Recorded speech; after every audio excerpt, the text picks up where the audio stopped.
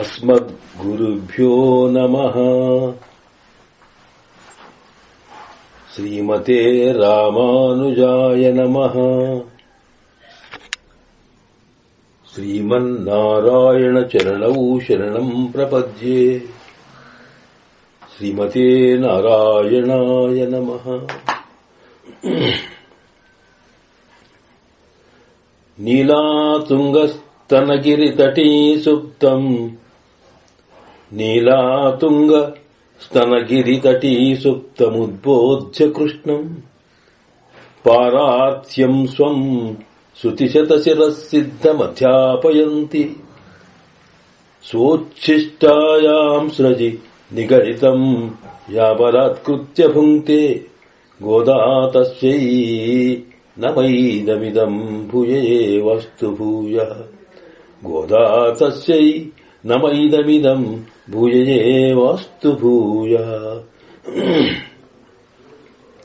ஆண்டாள் திவ்ய திருவடிகளே சரணம்.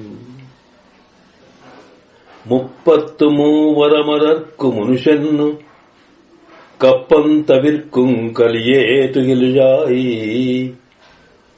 33 மனுஷன்னு கப்பந்தவிற்கும் கலியே துகில்ஜாய். செப்பமுடையாய் திரளுடையாய் செத்தார்க்கு வெப்பங்கொடுக்கும் விமரா துகில்ஜாய். செப்பன்ன மென்முலை செவ்வாய் சிறுமருங்குள் நப்பின்ன நங்காய் திரவே துகில்ஜாய். ஒக்கமுன் தட்டொழியும் தந்துன்மனாளனை இப்போதே எம்மை நீராட்டேலொரெம்பாவாய். 33 மனுஷன்னு கப்பந்தவிற்கும் கலியே துகிலையாய். செப்பமுடையாய் திரளுடையாய் செத்தார்க்கு வெப்பங்கொடுக்கும் விமலா துயிலையாய். செப்பன்ன மென்முலை செவ்வாய் சிறுமுருங்குள் நப்பின்ன நங்காய் திரவே துயிலையாய். உக்கமும் தட்டொழியும் தந்துன்மனாளனை இப்போதே எம்மை நீராட்டேலொரெம்பாவாய். ஆண்டாள் திவ்ய திருவடிகளே சரணம். సమస్త పరివారాయ సర్వ దివ్య మంగళ విగ్రహాయ శ్రీభూనీళాసహితాయ శ్రీమతే నారాయణాయ నమః. శ్రీమన్నారాయణ చరణౌ శరణం ప్రపద్యే. శ్రీమతే నారాయణాయ నమః. హరి ఓం.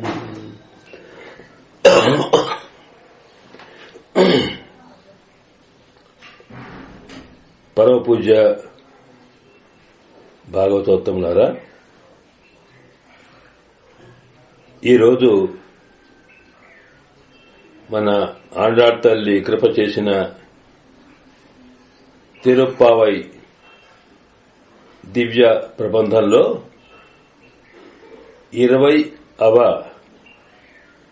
పాశరం యొక్క విశేషాల్ని మనం సేవించబోతున్నాం. ఇందులో ప్రధానంగా శ్రీమన్ నారాయణుడే పరతత్వం అని ఉపనిషత్తులు చెబుతూ ఉన్నాయి. వేదం పరమాత్మ తత్వాన్ని నిర్ణయించే సందర్భంలో సకల విధ శృతి వాక్యాల అర్థాన్ని సమన్వయపరిచి అందులో తేలిన సారాంశంగా ఈ ప్రపంచ సృష్టి స్థితి లయములకన్నిటికీ కూడా మూల కారణమైన పరమాత్మతత్వం శ్రీమన్నారాయణుడే అనేది నిర్ణయింపబడింది విశిష్ట అద్వైత సిద్ధాంతంలో. అందువల్ల జీవులమైన మనం మోక్ష ప్రాప్తి కోసము కాదా ఈ ప్రపంచంలో సంసారంలో ఉంటూనే మనకు కావలసిన ఇతర ఫలాల కోసము ఆశ్రయించవలసిన ప్రార్థించవలసిన పరమాత్మతత్వం శ్రీమన్ నారాయణుడే. అంటే లక్ష్మితో కూడిన నారాయణుడు అని అర్థం. లక్ష్మి నారాయణుడు ఇద్దరు కలిసినదే ఒక తత్వం. నారాయణుడు ఒక వ్యక్తి అయితే లక్ష్మీదేవి ఆయన శక్తి. ఆ శక్తి నారాయణుని యొక్క అంతస్తులో లోపల ఉంటుంది. అతని హృదయంలో అమ్మవారు లక్ష్మీదేవి వేంచేసి ఉంటుంది అనేది మనం చూస్తున్నాం కనుక ఆయన వక్షస్థలంలో ఆయన గుండెలో ఉండగలిగేటువంటిది ఏమిటి అంటే పరమాత్మ యొక్క సంకల్పం అన్నమాట. ఆలోచనకు మూలమైనటువంటి మనస్సు. అందులో వేంచేసి ఉండేది అమ్మ అన్నప్పుడు దాన్ని తత్వంలో స్పష్టంగా అర్థం చేసుకుంటే పరమాత్మ యొక్క సంకల్పము అంటే ఆయన ఆలోచన విధానము, ఆయన యొక్క భావము అదే లక్ష్మీ రూపంలో మనకు ఆకారంలో కనిపిస్తున్నది. కనుక వ్యక్తికి అతని ఆలోచనకు ఎలా తేడా ఉండదో అలాగే పరమాత్మకి నారాయణుడికి శ్రీదేవికి లక్ష్మీదేవికి అలా తేడా లేదన్నమాట. అయితే ఇక్కడ ఆమెను శక్తి అన్నాం. శక్తి అనేది రకరకాల ఉంటుంది. ప్రధానంగా అన్నిటికన్నా ముఖ్యమైనది సంకల్ప శక్తి. అంటే మన ఆలోచన విధానం యొక్క గొప్ప శక్తి అన్నమాట. మనం ఏది అనుకుంటామో దాన్ని చేయడం అనేది ఉన్నప్పుడు గట్టిగా మనసులో ఆలోచించుకొని ఉండడాన్ని సంకల్ప శక్తి అంటాం. ఆ సంకల్ప శక్తి అంటే మనం సామాన్యంగా ఒక కార్యం చేయాలనుకున్నప్పుడు, ఒక పని చేయాలనుకుంటే ముందు దాని గురించి మనం ఆలోచిస్తాం. ఆ తర్వాత మన ఆలోచన దాన్ని విధానాన్ని అమలుపరిచే రూపంలో దాన్ని కార్యరూపంలోకి తీసుకొస్తాం. అంటే మనం అనుకున్న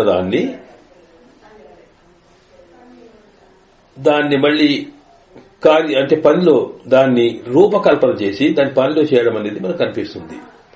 కనుక ఆలోచన దగ్గర ఒక శక్తి అయితే అది లోపల ఉండేది, గుండెలో ఉండేది కనుక అది సంకల్పము శక్తి కనపడకుండా ఉంటుంది. అది ఎప్పుడైతే బయట వస్తుందో అంటే మనం అనుకున్నది మనం చేయడం మొదలు పెడతామో ఆ చేసేటప్పుడు మనం అనుకున్నదే చేస్తున్నాం కనుక ఆ చేసేటప్పుడు చేసే పని లోకానికి కనిపిస్తుంది. కనుక శక్తి ఆ రెండవది దృఢత్వం. అనుకోవడం ఎట్లాగో అనుకున్నది సాధించడం చేయడానికి కూడా శక్తి కావాలి. కనుకనే ఆ అమ్మవారికి రెండు రకాల శక్తులు ఉన్నాయన్నమాట. రెండు స్వరూపాలున్నాయి. ఒకటి పరమాత్మ గుండెలోనే వేంచేసి ఉండడం అంటే ఆయన సంకల్ప రూపమైన శక్తి. ఆ తర్వాత ఆయన తన సంకల్పంతో పాటు దాన్ని అమలుపరిచే రీతిలో ఈ ప్రకృతి ద్వారా మొత్తం సృష్టి చేస్తాడే, అలాగే దీన్ని రక్షిస్తాడే. సృష్టి స్థితి లయములు అని ఈ మూడు రూపాలుగా బయటకు కనిపించే పరమాత్మ యొక్క సంకల్పం ఏదైతే ఉందో దాన్ని కార్యశక్తి అంటాం. ఈ కార్యశక్తి రూపంలోనే అమ్మవారు లక్ష్మీ రూపంలో మనకు కనిపిస్తుంది. కనుక అంటే అందువల్లే ఈ ప్రపంచాన్ని, ఈ విభూతినంతా, ప్రకృతినంతా కూడా మహాలక్ష్మిగా చెబుతారు. స్వామి యొక్క సంకల్పంలో ఉన్నప్పుడు, లోపల ఉన్నప్పుడేమో సామాన్యంగా లక్ష్మి. ఆమెని శ్రీదేవి. ఆవిడ తాను ఈ ప్రపంచంలో కార్యరూపంలోకి స్వామి యొక్క సృష్టి రూపంలోకి వచ్చేటప్పటికీ దీన్ని మహాలక్ష్మి అంటాం. ఈ మహాలక్ష్మి ప్రకృతి. ఈ ప్రకృతి నుండి రకరకాల పరిణామాలు జరుగుతూ సృష్టి స్థితిలయములు జరుగుతూ ఉంటాయి. కనుక ఇక్కడ మనం అర్థం చేసుకోవాల్సింది ఏమిటన్నమాట, పరమాత్మ యొక్క హృదయంలో వేంచేసి ఉండే లక్ష్మి అమ్మవారు స్వామి యొక్క సంకల్ప శక్తి రూపమైంది అన్నమాట. కనుక వ్యక్తికి సంకల్పానికి తేడా ఎలా ఉండదో, వ్యక్తికి అతను చేసేటువంటి కార్యశక్తికి ఎలా భేదం ఉండదో, అలాగే లక్ష్మీ నారాయణులకి ఇద్దరికి కూడా విడదీయరానటువంటి తత్వం ఉంటుందన్నమాట. కనుకనే ఇక్కడ మనకి సామాన్యంగా పరమాత్మ చేసే పని ఏమిటి, ఆ పరమాత్మని బ్రహ్మ అంటామే. ఎవరు బ్రహ్మ అనేటప్పటికీ ఉపనిషత్తు యతో వా ఇమాని భూతాని జాయంతే ఏన జాతాని జీవంతి యత్ ప్రయంతి అభిసంవిశంతి తద్విజిజ్ఞాసస్వ తద్బ్రహ్మ. ఎవని వల్ల మనకు కనిపిస్తున్న ఈ ప్రపంచమంతా సృష్టింపబడిందో, ఎవడు ఈ లోకాన్నంతా కూడా రక్షిస్తున్నాడో, ఎవడికి లోనికి మళ్లీ ఇదంతా లోపలికి వెళ్తూ ఉందో, అలాంటి పరమ చైతన్య రూపమైన తత్వానికి బ్రహ్మ అని పేరన్నమాట. ఆయన్నే పరమాత్మ అంటాం. కనుక ఈ సృష్టి స్థితి లయములు చేయాలనుకున్నప్పుడు అతని సంకల్పమే. కనుక అమ్మవారే సృష్టిలో స్వామికి తోడ్పడుతుంది, రక్షణలో స్వామికే తోడ్పడుతుంది, లయంలో కూడా స్వామింబడే ఉంటుంది అని ఇలాగా ఈ ఇద్దరి యొక్క తత్వాన్ని మనము విడదీయరాని అనుబంధంగా ఉంటుందని మనకు లక్ష్మీతంత్రం అనేటువంటి ఆగమ శాస్త్రం చెబుతుంది. అదే సిద్ధాంతాన్ని శ్రీ లక్ష్మీదేవికే శ్రీ అని అర్థం. నారాయణుడు సర్వవ్యాపకుడు కనుక శ్రీమన్ నారాయణుడే పరతత్వం అన్నప్పుడు మరి అమ్మవారు ఆ స్వామితో విడదీయరాకుండా ఉండి రెండు పనులు చేస్తుంది. ఒకటి, మనలాంటి జీవులందరినీ కూడా పరమాత్మ అనుగ్రహానికి పాత్రలమయ్యేట్టుగా చేస్తుంది. అంటే మనము చేసే తెలిసి తెలియక చేసే పరమాత్మకు ఇష్టము లేనటువంటి శాస్త్ర విరుద్ధమైనటువంటి నడకలు పనులు చేస్తామే, వాటిని పాపములు అంటాం. ఇలా మనం చేసిన పాప పుణ్యాల ఫలితంగా పరమాత్మ ఒక్కొక్కసారి తాను వాటిని అనుభవించడం కోసం ఈ సంసారంలో మనకు ఉంచవచ్చు.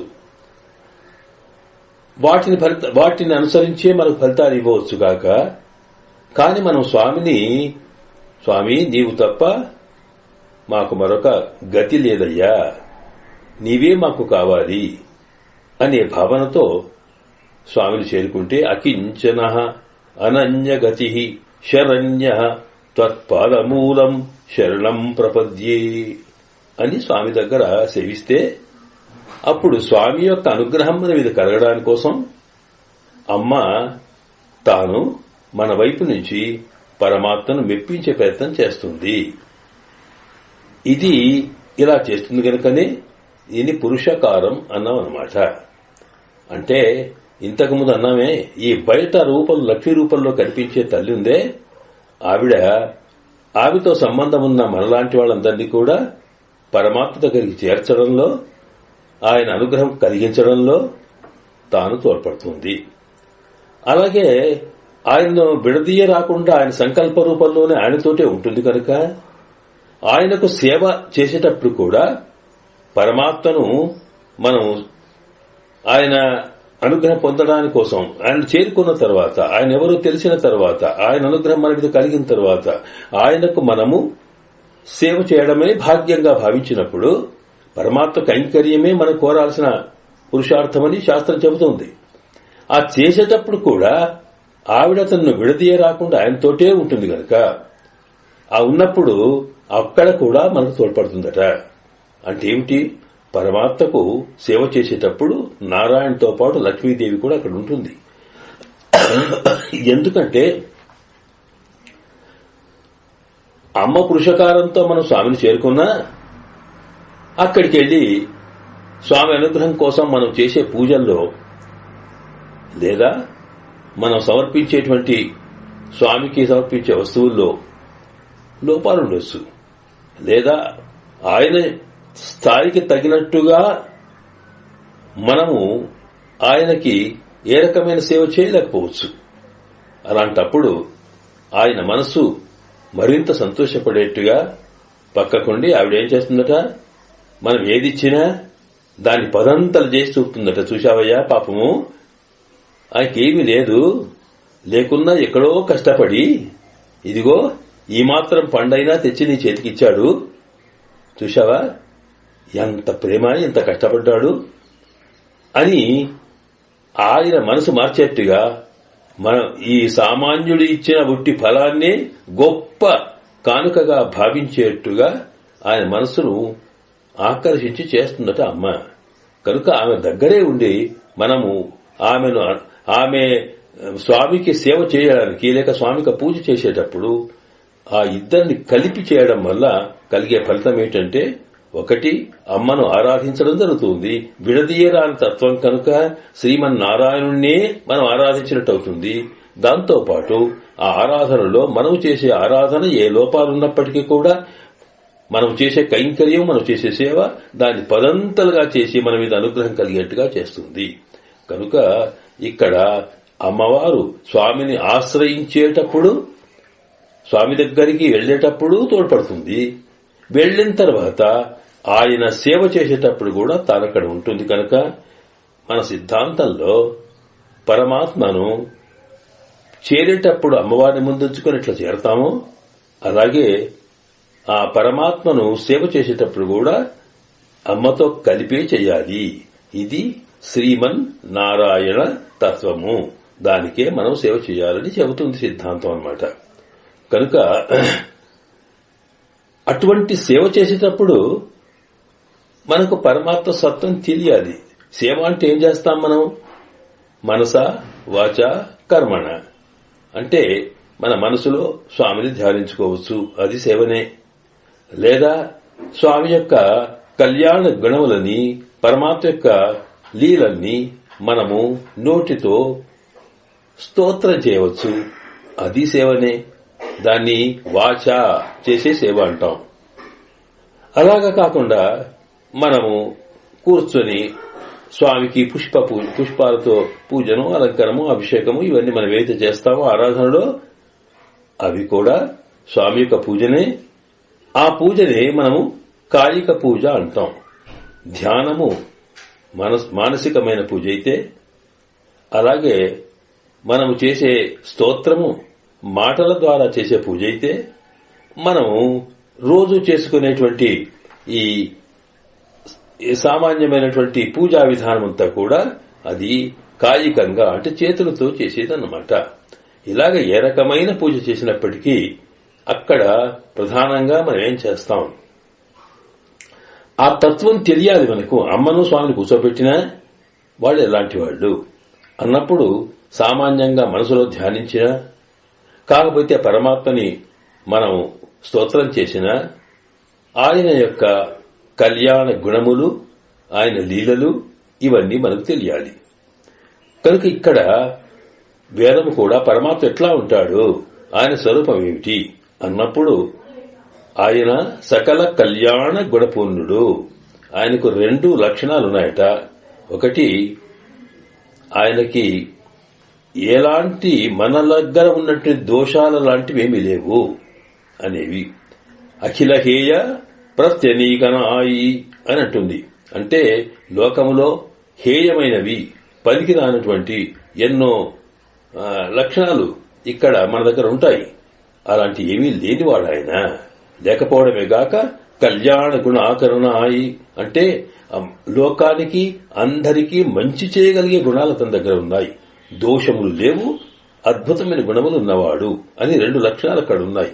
కనుకనే వీటిని ఉపనిషత్తుల్లో ఆయన నిర్ణయం చేసేటప్పుడు 2 రకాల మాటలున్నాయి. పరమాత్మను వర్ణించేటువంటి మాటలు శృతులు అంటామే. ఆ శృతులు 2 రకాలు ఉన్నాయి. ఒకటేమో ఆయనకి కళ్యాణ గుణములున్నట్టుగా ఒక వాక్యం చెబుతుంది, లేదు నిర్గుణం నిరంజనం అని గుణములు లేనట్టుగా ఒక వాక్యం చెబుతుంది. చాలా మంది ఇతర సిద్ధాంతాల్లో సర్వేశ్వరుడికి రూపం లేదు, గుణము లేదు అని దానికి ముఖ్యమైన వాక్యాలు ఏవైతున్నాయో వాటినే తీసుకొని చెబుతారు. మిగతా వాటిని అంతగా వాళ్ళు పట్టించుకోరు. కానీ మన సిద్ధాంతం, విశిష్టాద్వైత సిద్ధాంతం, స్వామి కళ్యాణ గుణపూర్ణుడు అని, నిర్గుణుడు అంటే పనికిరాని మనలాంటి దోషములు లేనివాడు అని అర్థం చేసుకోవాలి. కానీ ఆయనలో ఎలాంటి గుణములు లేవని కాదు అని అంటూ మనకు సకల గుణ విశిష్టుడై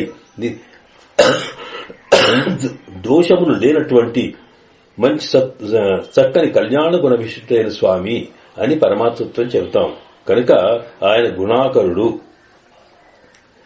ఈ గుణములు ఎన్ని అనేటప్పటికీ ఇన్ని అన్ని అని చెప్పడానికి వీల్లేదట. అందువల్లే భగవద్ రామానుజుల వారు భగవత్తత్వాన్ని, శ్రీమన్నారాయణ తత్వం చెప్పేటప్పుడు కళ్యాణ గుణ గణ మహోదధే అని పిలుస్తారు. అంటే స్వామి నీలో ఎన్ని మంచి గుణాలు ఎన్నున్నాయో ఇన్ని చెప్పడానికి లేదు. సముద్రంలో నీళ్లెన్నో, అంతకన్నా ఎక్కువగానే నీలో అనంతమైనటువంటి గుణపూర్ణుడు నీవు అని వారి యొక్క దివ్యమంగళ విగ్రహం యొక్క గుణములు గాని, ఆత్మగుణములు గాని, లీలలు గాని ఇవన్నీ చెబుతాయి. కనుక వాటిని తెలుసుకుని వాటిని మనం స్మరించుకోవడమే స్తోత్రం చేయడం అన్నమాట. కనుక అలాంటి గుణములు ఎన్ని ఉన్నా వాటిని మొత్తం కూడా మన శాస్త్రంలో మన వాళ్ళు, మన విశిష్టాద్వైత సంప్రదాయంలో వాటిని 2 రకాలుగా చేశారు. అంటే స్వామికి ఉండేటువంటి కళ్యాణ గుణములని 2 భాగాలుగా చేశారన్నమాట. ఒకటి పరమాత్మ దగ్గరికి మనం చేరుకునేట్టుగా, వెళ్లడానికి మనము సాహసించేట్టుగా అతనిలో ఆకర్షించే గుణాలు. వాటిని మనం ఆశ్రయణ, సౌకర్య, ఆపాదక గుణములు. అంటే జీవులు పరమాత్మని ఆశ్రయించడానికి, చేరుకోవడానికి సులభమైనటువంటి సౌకర్యాన్ని కలగజేసే గుణములు పరమాత్మలో ఉన్నాయి. వీటిని ఆశ్రయణ, సౌకర్య, ఆపాదక గుణములు అంటాం.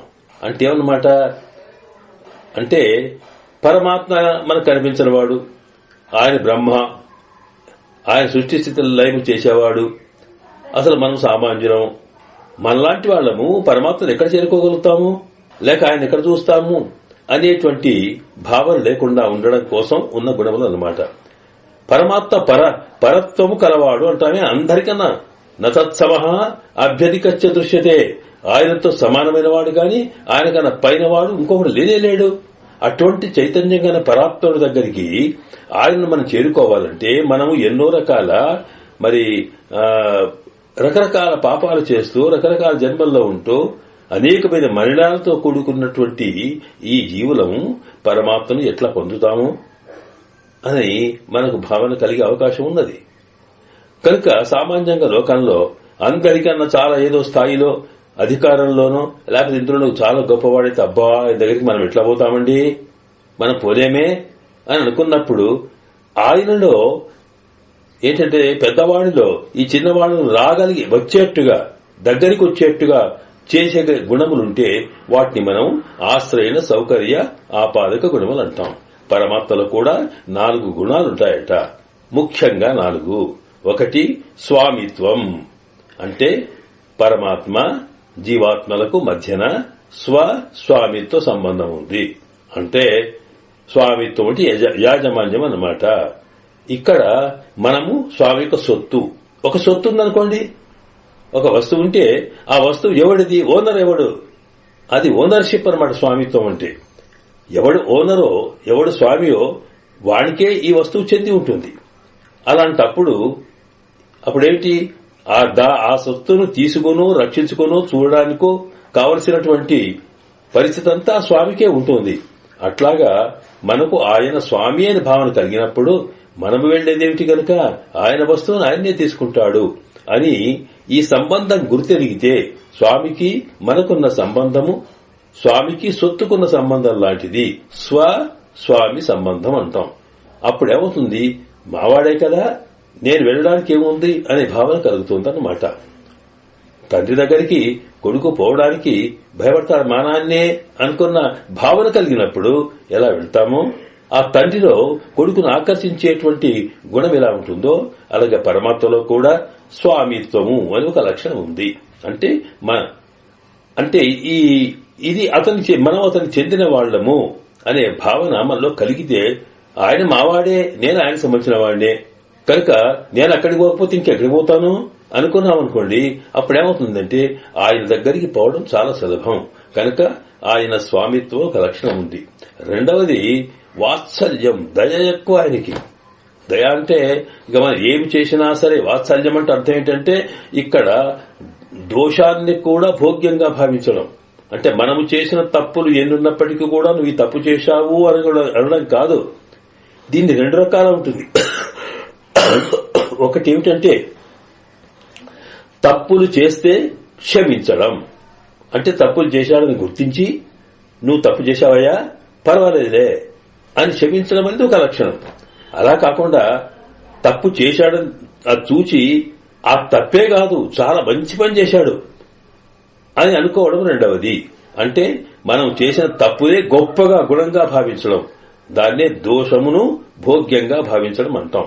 ఒక ఆవు తన దూడ మీద ఉన్న మైలను తాను అదే భోగ్యంగా ఎట్లా అనుభవిస్తుందో, ఎలా తీసుకుని నాకెంత సాఫ్ చేస్తుందో, అట్లాగే పరమాత్మ కూడా మనం ఇన్ని తప్పులు చేశామనే భావన కాకుండా చేసిన తప్పుల్ని అబ్బా నా కోసమే చేశాడు ఈయన అన్నంతగా ప్రేమ చూపుతారట. ఎక్కడ ప్రేమ కనిపిస్తుందో, ఎక్కడ మన దోషములు చూడకుండా దోషములే భోగ్యంగా భావించబడుతుందో అక్కడికి మనం వెళ్ళడానికి మనకు భయం ఉండదు. కనుక స్వామిలో వాత్సల్యం అనేది రెండవ గుణం అన్నమాట. స్వామిత్వము, వాత్సల్యము. దాంతో పాటు ఇన్నున్నప్పటికీ కూడా ఆయనంత పెద్దవాడు, ఆయన దగ్గరికి మనం పోగలుగుతామా అనే భావన కాకుండా ఆయన్నే స్వయంగా మన దగ్గరికి వచ్చి మనతో కలిసిమెలిసి ఉండగలిగే ఒక స్వభావం సౌశీల్యం అంటాం. ఎంతో పెద్దవాడు సామాన్యంగా సమాజంలో అట్టడుగున ఉన్నవాడిని ఎవడు కూడా పట్టించుకోని వాడి దగ్గరికి కూడా వెళ్లి ఆయనతో కలిసిమెలిసి ఉండి వాడితో తాను కూడా నడుస్తూ ఉంటే దాన్ని ఏమంటాం మనం, సౌశీల్యమని. రామచంద్రుడు తాను పరమాత్మయ్య అవతరించినప్పటికీ కూడా కోతులతో, కొండంగలతో, రకరకాల సామాన్యమైన అటవిజనులతో కలిసిపోయినాడే. అలా కలిసి తిరిగేటువంటి స్థితికి సౌశీల్యం అని అంటాం అనమాట. కనుక ఆయన మనకప్పుడు భయం ఉండదు. మనతో వచ్చి కలుస్తున్నాడే, మనవాడే, నా ఇంటికి వచ్చాడు, నాకు చాలా క్లోజ్ అన్నంత భావన కలిగితే అప్పుడు పరమాత్మను మనం చేరుకోవడంలో, ఆశ్రయించడంలో మనకు భయం ఉండదు. దాంతో పాటు ఇన్ని ఉన్నప్పటికీ ఇంత గొప్పవాడు నాకు దొరుకుతాడా అనేటువంటి, ఎందుకంటే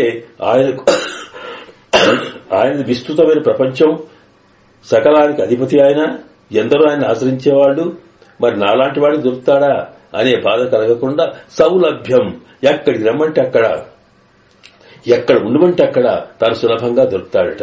ఎందుకంటే అందువల్లనే తాను పరాత్పరుడై ఉండి సర్వవ్యాపకుడైన పరమాత్మ వైకుంఠంలో ఉండేవాడు కూడా మనం ఏదో విగ్రహం చేసి ఆ విగ్రహంలోకి పరమాత్మ నువ్వు ఇందులో చేరుకోవయ్యా అని అనుకుని ప్రార్థిస్తే ఆ విగ్రహంలో చేరి పోతున్నాడు ఆయన. అది పరమాత్మ స్వరూపంగా చేరిపోతున్నది. సామాన్యంగా మనం మట్టితో చేసినా అందులోకి వస్తున్నాడు, మనం రాగితో చేసినా అందులోకి వస్తున్నాడు. ఏది లేకపోతే గుడిసెలో ఉండమంటే గుడిసెలో ఉంటున్నాడు, లేకపోతే గూట్లో ఉండమంటే గూట్లో ఉంటున్నాడు. ఇలాగా మనకు అత్యాస రూపంలోకి ఏం చేసి విగ్రహ రూపంలోకి వచ్చిన పరమాత్మ అంటే వైకుంఠంలో ఉండే పరమాత్మలో ఎన్ని గొప్ప శక్తులున్నాయో, అలాగే ఇతర రాముడిగా కృష్ణుడిగా అవతరించినప్పుడు ఎంత శక్తులున్నాయో అంతటి శక్తులతో పాటు తాను ఇక్కడ అర్చారూపంలో వచ్చి ఏం చేసి ఉన్నాడే. ఈ లక్షణాన్ని మనం సౌలభ్యం అంటాం అన్నమాట. సులభంగా మనకు అంతాడు. మనల్ని విడవకుండా ఉంటాడు, మనతో కలిసి ఉంటాడనడానికి నిదర్శనం ఏమిటి అంటే, మనమేమో ఈ లోకంలో పుడితే మనం చేసుకున్న కర్మల ఫలితంగా ఈ శరీరంలోకి వస్తే మన వెంబడి తాను కూడా వస్తాడట. అనేన జీవేన ఆత్మనాను ప్రవిశ్య నామరూపే వ్యాకరవాణి అని ఈ మనం ఒక శరీరంలోకి వస్తే మనతో పాటు ఇక్కడ వచ్చి ఉండి ఎప్పటికీ మన లోపలనే అంతరాత్మగా ఉన్నాడు అని మనకు తెలుసు కదా. అంతరాత్మగా అంటే ఏంటి? మనతోటే ఉన్నాడు ఆయన. కనుక ఇది సంస్థ ఇంతకన్నా ఏం కావాలి? ఎప్పుడు చూసినా స్వామి మనలోనే ఉన్నాడు, ప్రతి వ్యక్తిలో ఉన్నాడే, ఎందుకన్నా అంత లేడని సందేహం వద్దన్నామే. కనుక అలాంటి సౌశల్యం సామాన్యుడు ఇది పక్ష, ఇది పశువా, ఈ వ్యక్త్యా, వీడు ఉన్నవాడా, వీడు లేనివాడా అని లేకుండా ప్రతి ఆత్మకి అంతర్యామిగా ఉండి వాళ్ళకి అందుబాటులో ఉన్నాడే, అలాంటి గుణాన్ని సౌశల్యం అంటాం. అట్లాగే ఎక్కడ పడితే అక్కడ మనకు ఏ రూపంలో రమ్మంటే ఆ రూపంలో ఒక సామాన్యమైన ఒక రాయిని చూచి దానికి ఒకసారి ఏదో బొట్టు పెట్టి దండం పెట్టి స్వామి నువ్వు దేవుడివి అంటే అదే దేవుడిగా మారుతున్నాడు ఆయన. ఇది సులభం. కనుక ఈ రకంగా స్వామికి 4 గుణాలు మనను ఆయన చేరుకోవడానికి పనికొచ్చే గుణాలన్నమాట. వీటినే స్వామిత్వం, వాత్సల్యం, సౌశల్యం, సౌలభ్యం. ఇలా 4 గుణాల కారణంగా, ఎన్నో గుణాలు, ఈ ప్రధానమైన 4 గుణాల కారణంగా మనం పరమాత్మ దగ్గరికి మనకి ఎన్ని ఆపత్తులు వచ్చినా, ఎన్ని రకాల పరిస్థితులున్నా మనం వెళ్తాము, స్వామిని ప్రార్థిస్తాము. ఎందుకంటే తప్పకుండా ఆయనకు మనకున్న సంబంధాన్ని దృష్టిలో పెట్టుకునో, ఆయనకుండే ప్రేమను దృష్టిలో పెట్టుకునో, ఆయనకుండే కళ్యాణం దృష్టి పెట్టుకునో మనను తప్పకుండా రక్షిస్తాడు అని ఆయనను ఆశ్రయించడానికి మనకు పనికొచ్చే గుణాలన్నమాట. ఇవి మనకు తెలియకపోయినా మనకు ఆచార్యులు చెప్తారు. అలాగే అమ్మ కూడా నువ్వేం భయపడకయ్యా, నేనున్నాను కదా, ఇదిగోరా ఆయన వాత్సల్యపూర్ణుడు, ఆయన సౌశల్య గలవాడు, ఆయన సులభుడు, ఆయన ఎంత పరాప్తుడో అంత దయగలవాడు కూడా అని తాను ముందుండి నడిపిస్తుందట. కనుక ఇలాగా పరమాత్మ దగ్గరికి చేరుకోవడానికి పనికొచ్చేటువంటి లక్షణాలని ఆశ్రయ, సౌకర్య, ఆపాదక, కళ్యాణ గుణములు అంటామన్నమాట. ఇవి 4. ఇది సరే చేరుకున్నామంటే పరమాత్మను చేరుకున్న తర్వాత ఆయన ఆశ్రయిస్తే మరి మన కోరికలు ఎన్ని ఉంటాయి? మన జీవితంలో మన అవసరాలకి ఎన్నెన్నో రకాల కోరికలు. అవి సామాన్యంగా ఎట్లాగోతాంటే ఒక్కొక్కసారి అవి మనకు సామాన్యం అవుతాయా లేదా అనేటువంటి స్థితి కూడా ఉంటుంది. అలాంటి ఎన్నో కోరికల్ని కూడా తీర్చగలిగేటువంటి లక్షణాలు ఇక్కడ ఉండాలి. సామాన్యంగా ఏదో ఒక ఆర్థికంగా బలహీనుడు ఉన్నాడు అనుకోండి, దరిద్రుడు, ఆయనకు డబ్బు అవసరం వచ్చింది. వస్తే ఎవడికి పోయి అడిగితే వాడికి అడిగిన తర్వాత వాడు ఇవ్వగలిగేంతగా శక్తి ఉండాలి కదా. కనుక మనకు సహాయం చేయాలని కోరిక ఉన్నా వాడికి ఆ శక్తి ఉండాలి. కనుక పరమాత్మకి మనం ఏది కోరితే అది ఇవ్వగలిగే శక్తి సంపన్నుడు ఆయన. అలాగా ఈ రకంగా మనం కోరినటువంటి కోరికలు, మనము కావాలనుకున్న కార్యాలు, అంటే ఏ పనులైతే మనం కావాలనుకుంటున్నామో ఆ పనులు చేయగలిగేటువంటి గుణములు కూడా దగ్గర ఉన్నాయి. వాటిని శాస్త్రంలో ఆశ్రిత కార్య, ఆశ్రయించిన వాడి యొక్క కార్యము అంటే పనిని ఆపాదక చేయగలిగే గుణములు, దగ్గరికి వచ్చే మనం ఆశ్రయించేట్టుగా చేసే గుణములు వేరైతే, మనం ఆశ్రయించిన తర్వాత మనం అనుకున్నవి మనకు చేయడానికి గల సమర్థతను చూపగలిగేటువంటివి శక్తి కలిగిన గుణములు కూడా అనుకున్నాయట. అలాంటి గుణములు 6 ముఖ్యంగా చెబుతారు. వాటిని షట్ గుణములు. ఆ పరమాత్మ 6 ముఖ్యమైన మనకు కావలసినటువంటి సకల కార్యములు నిర్వర్తించగలిగేటువంటి శక్తి సంపన్నుడు అని చెప్పడం కోసం అతనికి షాట్ గుణ్య పూర్ణుడు అంటాం. 6 గుణములు కలిగి. ఏమిటి 6 అంటే? 1 జ్ఞానము, అంటే తెలియాలి. ఏం తెలియాలి అంటే తన దగ్గరికి ఎవరు వస్తారో వాళ్ళు ఎందుకు వచ్చారు, ఏం కావాలి, అవన్నీ కూడా మన అవసరాలు తెలిసి వాటిని ఎలా చెయ్యాలో తెలిసి అన్నీ తెలిసినటువంటి తత్వం ఉండాలి. అలాంటి తత్వం కలవాడు పరమాత్మ. అందుకే ఆయనకి సర్వజ్ఞ సర్వవిత్ అంటే ఉపనిషత్తు అన్ని తెలిసిన వాడట. అంటే ఏంటి, మనం స్వామి దగ్గరికి వెళ్లి మనం ప్రార్థించాల్సిన అవసరం లేదు, ఆయనకు తెలుసు మన అవసరాలేమిటో. కనుక ముందు ఏదన్నా సహాయం చేయాలనుకుంటే ఏమి చేయాలి, ఎందుకు వచ్చాడు తెలియడం కావాలి. కనుక లోకములో ఎవరికి కావాల్సిన అది చేయడానికి తగినటువంటి జ్ఞానం అతని దగ్గర ఉందట. మరి ఆయనకు తెలిసిన తర్వాత మనం ప్రార్థన చేయడం దేనికండి? మనం వెళ్లి స్వామి నాకు ఇది కావాలి అది కావాలి అడగాల, ఆయన ఇది కావాలని మనం అడుగుతున్నామంటే ఆయన తెలియదని అర్థం అవుతుంది. మరి అన్ని తెలిసిన వాడికి మళ్లీ మనం పోయి ప్రార్థన ఎందుకు అంటేనట. మన శాస్త్రంలో పెద్దలు చెప్పారు, సామాన్యంగా ఏమిటంటే పరమాత్మ దగ్గరికి నువ్వు వెళ్లి ప్రార్థన మనం ఉండలేక చెప్పుకోవడమే. చెప్పుకుంటే కూడా ఆయన ఎందుకు వింటాడంటే ఆయనకు మన మీద ఎంత ప్రేమ అంటే మనం మాట్లాడక ఆయన దగ్గరికి వెళ్లి ఏదో మాటలు మాట్లాడుతుంటే మన మాటలు విని సంతోషపడడం కోసం మాత్రమే వింటూ ఉంటాడట. అంతేకాని మనకేం కావాలో అది తెలియక కాదు. కనుక మనకు మన కార్యాలు చేయాలనుకున్నప్పుడు మన అవసరం ఏమిటి, మనం ఎందుకు చేయాలి, ఎలా చేయాలి అనే అంశం తెలిసినవాడు ఆయన. ఒక్కటి కాదు, సర్వం తెలిసినవాడు. కనుక అతనికి జ్ఞానం అనేది ఒక కళ్యాణ గుణం. అలాగే తెలిస్తే సరిపోయిందండి, ఒట్టిగా తెలిస్తే లాభం. మరి ఆ తెలిసింది మనకు సహాయం చేయగలిగే శక్తి ఉండాలి కదా. మనం అంటామే, అవునండి మీరు చాలా బాధల్లో ఉన్నారని నాకు తెలుసండి, కానీ నేనేం చేయాలి, నా దగ్గర ఏం లేదే అన్నవాడి దగ్గరికి పోయితే ఎలా మనకి. కనుక అట్లా కాదు, ఆయనకు శక్తి ఉందట. శక్తి అంటే ఏమిటి, అఘటిత ఘటనా సామర్థ్యం.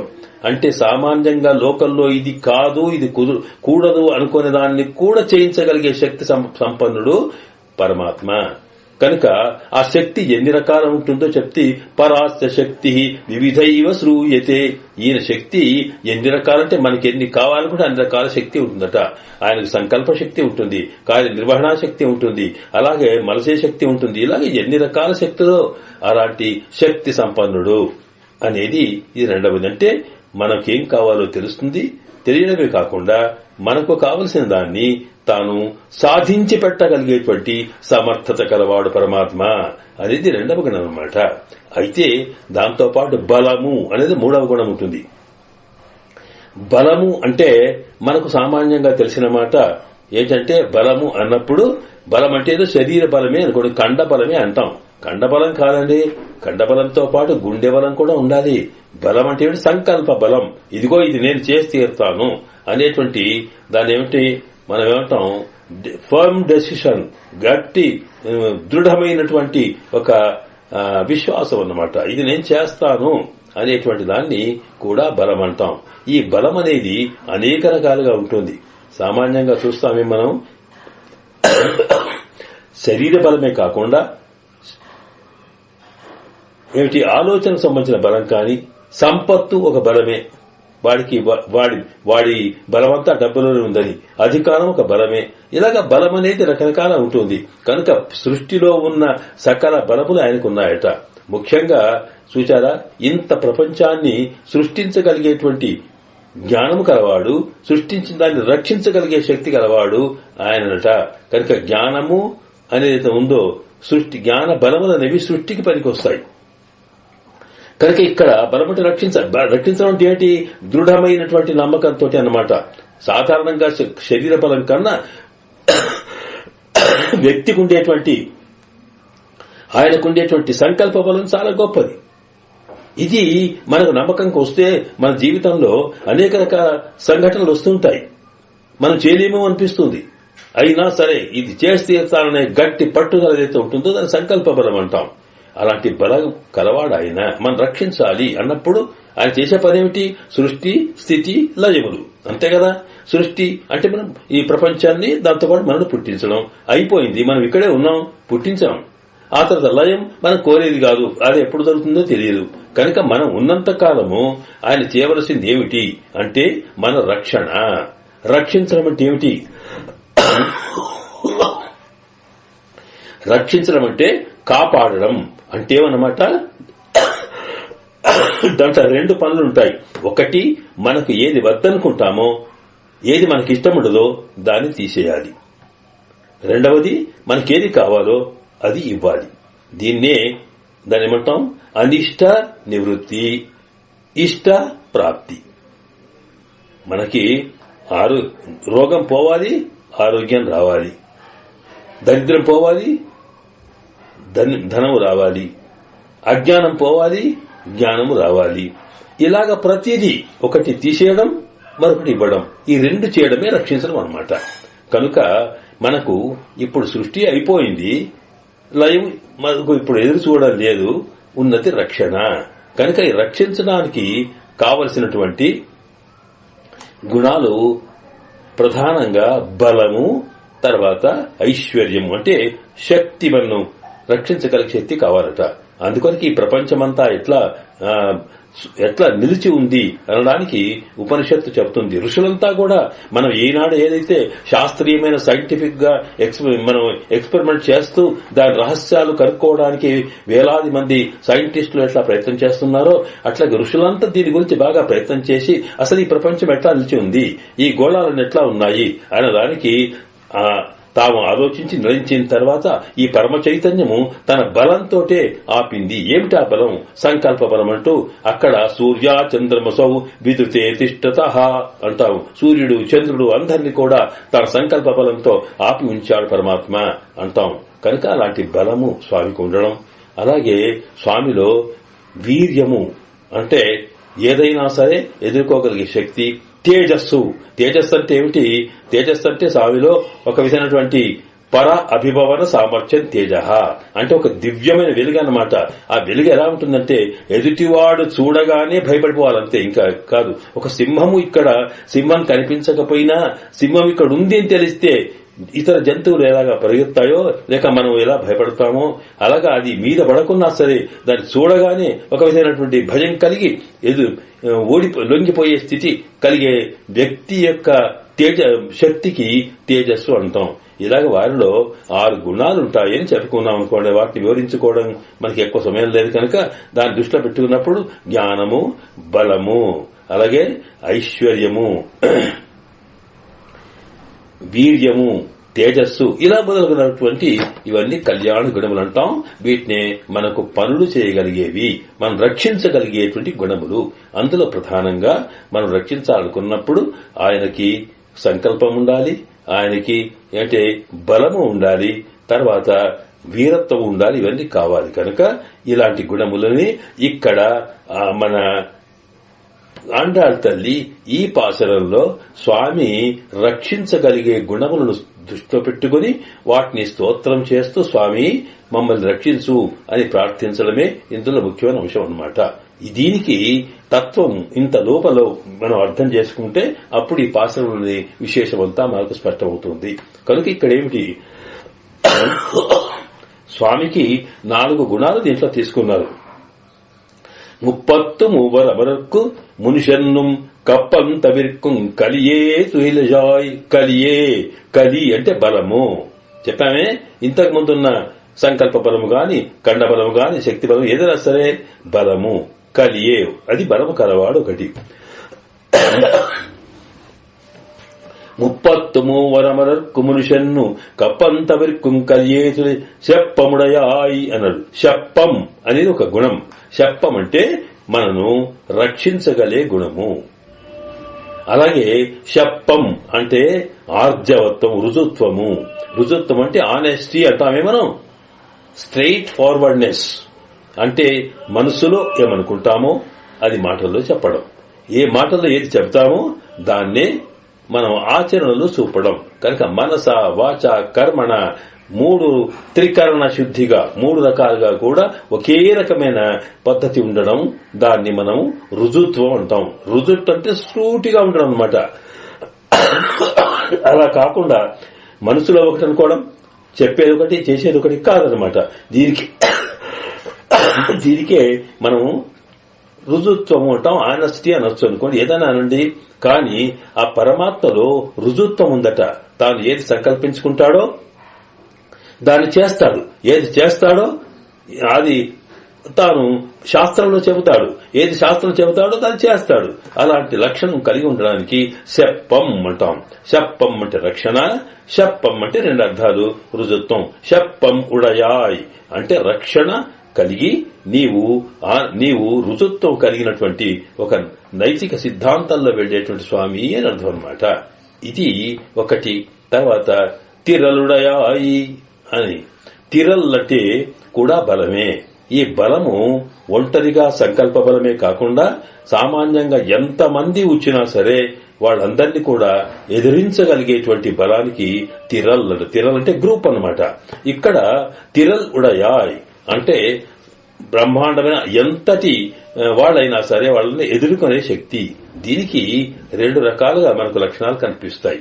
ఒకటి ఏంటంటే తాను రక్షించుకోవడం, వీర్యము, పరాక్రమము అని ఒక మాట ఉంది. బలం అనేది అయితే ఉందో, సామాన్యంగా మనకు బలం ఉంటుందే, మనను మనం కాపాడుతుండేది బలం. అలా కాకుండా పరాక్రమం అంటే ఏమిటి? ఎదుటి వాడి దగ్గరికి వెళ్లి ఇతరులను ఆక్రమించడం.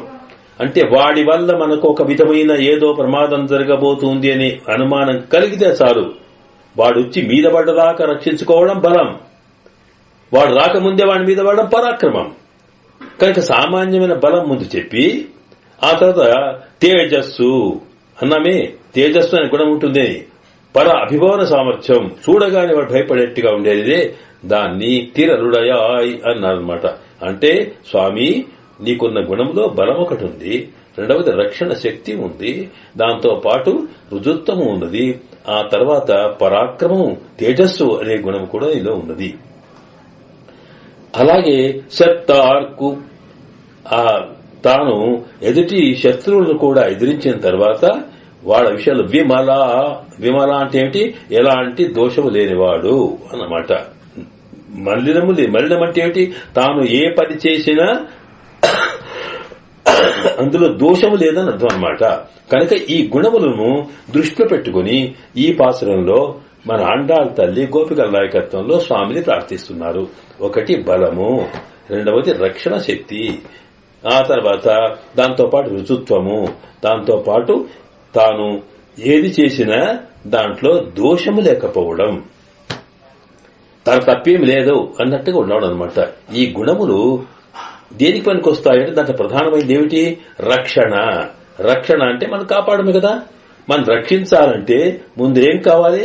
మనకేది కావాలో తెలియాలి, కనుక జ్ఞానశక్తి ఉండాలి. అలాగే రక్షించాలనేటువంటి ఒక సంకల్ప బలం ఉండాలి. ఆ బలముతో పాటు రక్షించగలిగే మనకు శక్తి ఉండాలి. దాంతో పాటు ఎన్ని చేసినా దాంట్లో ఎలాంటి దోషము లేకుండా, అంటే ఏదో తప్పుడు పద్ధతిలో కాకుండా స్వచ్ఛగా చేయగలిగే శక్తి ఉండాలి. ఇవన్నీ ఉన్నాయట స్వామికి. అయితే ఇవి ఎవరి కొరకు ఉన్నాయి ఇక్కడ అంటున్నది మన తల్లి. అంటే స్వామి నీ చరిత్రనంతా చూస్తే నీవు కళ్యాణ గుణములు కలవాడివే, నీకు అన్నీ ఉన్నాయి, కానీ నీవు సామాన్యంగా ఎవరికి ఇవన్నీ ఉపయోగపెడుతున్నావు అంటే నీ సృష్టిలో 4 రకాల ఉన్నామే. ఒకటే చాతుర్వర్ణ్యమయా సృష్టమని భగవద్గీతలో చెప్పాడే, 4 రకాల వర్ణాలని. ఆ 4 రకాల వర్ణాలలో అంటే ఏమిటి? ఏదో బ్రాహ్మణ క్షత్రియుల సంగతి వదిలేయండి.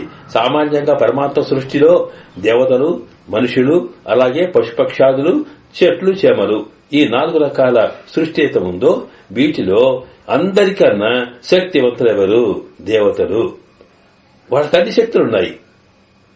సామాన్యులు మనుషులు, ఆ మనుషుల్లో కూడా చాలా బలహీనమైన వాళ్ళు, మిగతావన్నీ పశుపక్షాదులు. కాని పరమాత్మ తాను అవతరించి చేసినటువంటి లీలల్ని పరిశీలిస్తే స్వామి నీవు చేసిన పనులన్నీ కూడా ఎవరికి ఉపయోగపడుతున్నాయి అంటే నీవు చేసిన పనులు దేవతలకు తప్ప మాకు వచ్చినట్టు కనిపించడం లేదు అని దాన్నంతా చూపిస్తూ ఇక్కడ స్వామి యొక్క కళ్యాణ గణములను మెచ్చుకుంటూనే చెబుతూనే దాంట్లో తమకుండేటువంటి ఏమిటి అధిక్షేపం, ఆబ్జెక్షన్ అన్నమాట, తను ఒక రకంగా ఎత్తి చూపడం అన్నమాట. మమ్మల్ని నువ్వేం చేస్తున్నావు అనే దృష్టితోటి ఇక్కడ పలుకుతున్నారు. ఎందుకు ఇలా అంటున్నారు అంటే ఇంతకన్నా ముందే ఇప్పుడు ఈ పాశురాల్లోకి వెళ్తే మనం అమ్మ ద్వారా స్వామిని సేవించమన్నారు, ఆచార్యుణ్ణి పట్టుకున్నాం, తర్వాత లక్ష్మీనారాయణులుగా వేయించేసి ఉన్నటువంటి నారాయణుడు కృష్ణుడిగా, అమ్మవారేమో తాను లీలాదేవిగా పడితే వాళ్ళిద్దరున్న చోటికి వెళ్ళాం. వెళ్లేటప్పుడు అమ్మ పురుషకారంతో చేరుకున్నాం. అమ్మను ప్రార్థించారు ఉందుమదగళిత్తలో. అక్కడికి ఆమె రాలేదు. సరే, రెండవ పాసనకు వెళ్లేటప్పటికీ ఇద్దరు కూడా కలిపి సేవించుకున్నారు. ఇందులో వాళ్ళు ఒకరికొకరు మరి నేనంటే నేను అనుకుంటూ వాళ్ళు వచ్చి రక్షించలేదు. ఇక కాకపోగానే ఇప్పుడేమైపోయింది, బయటనేమో ఈ గోపికలంతా ఉండి వాళ్ళు తప్పిస్తున్నారు పాపం. మరి వీళ్ళేమో లోపట కదలడం లేదు, మెదలడం లేదు. దాన్ని బట్టి ఆండార్ తల్లికి ఒక ఉద్రేకమైనటువంటి ఒక ఆవేశం వచ్చిందన్నమాట. ఆ ఆవేశంలో పలుకుతున్న మాటలే ఇక్కడ 33 వరకుని ఆ మాట నిన్నచ్చే ప్రారంభమైంది. తాను చెప్పేటప్పుడు మనాళనై ఎత్తన పోదుం తుగిలజ ఒట్టాయిహాన్ ఎత్తన ఏలం పిరవార్త ఎల్లయాల్ తత్వమన్రు తగవన్రు చెప్పేసింది. ఏం స్వామి, అమ్మా నిన్ను ప్రార్థిస్తున్నామే, నిన్ను నమ్ముకొని మీ దగ్గరికి వచ్చామే, నీ పురుషకారంతో స్వామి దగ్గర చేరుకోవాలనుకుని వచ్చినప్పుడు కూడా నువ్వు పట్టించుకోకుండా రమ్మని మేము ప్రార్థించి తలుపు తీయమని అడిగినప్పటికీ కూడా తీయకుండా నువ్వు స్వామితో ఆనందం లభిస్తున్నావే, ఇలా ఎంతసేపమ్మా ఎత్తరయ్యేలం, నీకు ఎంతసేపు అయినా స్వామిని అనుభవిస్తూ ఉండడమేనా, మరి మా సంగతి ఏమి చూడవా అని అంటూ తానొకసారి కాస్త గట్టిగా మాట్లాడిందే. ఆయన విడిచే స్థితే లేదే నీకు, ఏమాత్రం కూడా విడిచేట్టుగా లేవు నువ్వు అని సహజంగా లక్ష్మీదేవి నారాయణ్ణి విడవకుండా వక్షస్థలంలో ఉండే తత్వాన్ని తాను కాస్త వివరించింది. చెబుతూ తత్వమన్ను తగవన్ను, ఇది నీ తత్వం కాదు, ఇది నీ సరైన పద్ధతి కాదమ్మా, నీ స్వభావమే కాదు, మరి ఇలా ఎందుకు చేస్తున్నావు నువ్వు అని ఒకసారి గట్టిగా మాట్లాడేటప్పటికీ అక్కడికి ఆమె కదలలేదు, తాను తలుపు తీయలేదు. ఆ సంగతి చూసి అయినప్పటికీ ఇదెందుకు చేయలేదు అన్నప్పుడు ఆవిడనేమో లోపట ఉండి సరే తాను తెలుసుకున్నది వీళ్లకు ఎలాగైనా సరే పరమాత్మ యొక్క అనుగ్రహం కలిగేట్టుగా, కృష్ణ దర్శనం కలిగేట్టుగా చెయ్యాలి. కానీ ఆయనను ఒప్పించాలి కదా.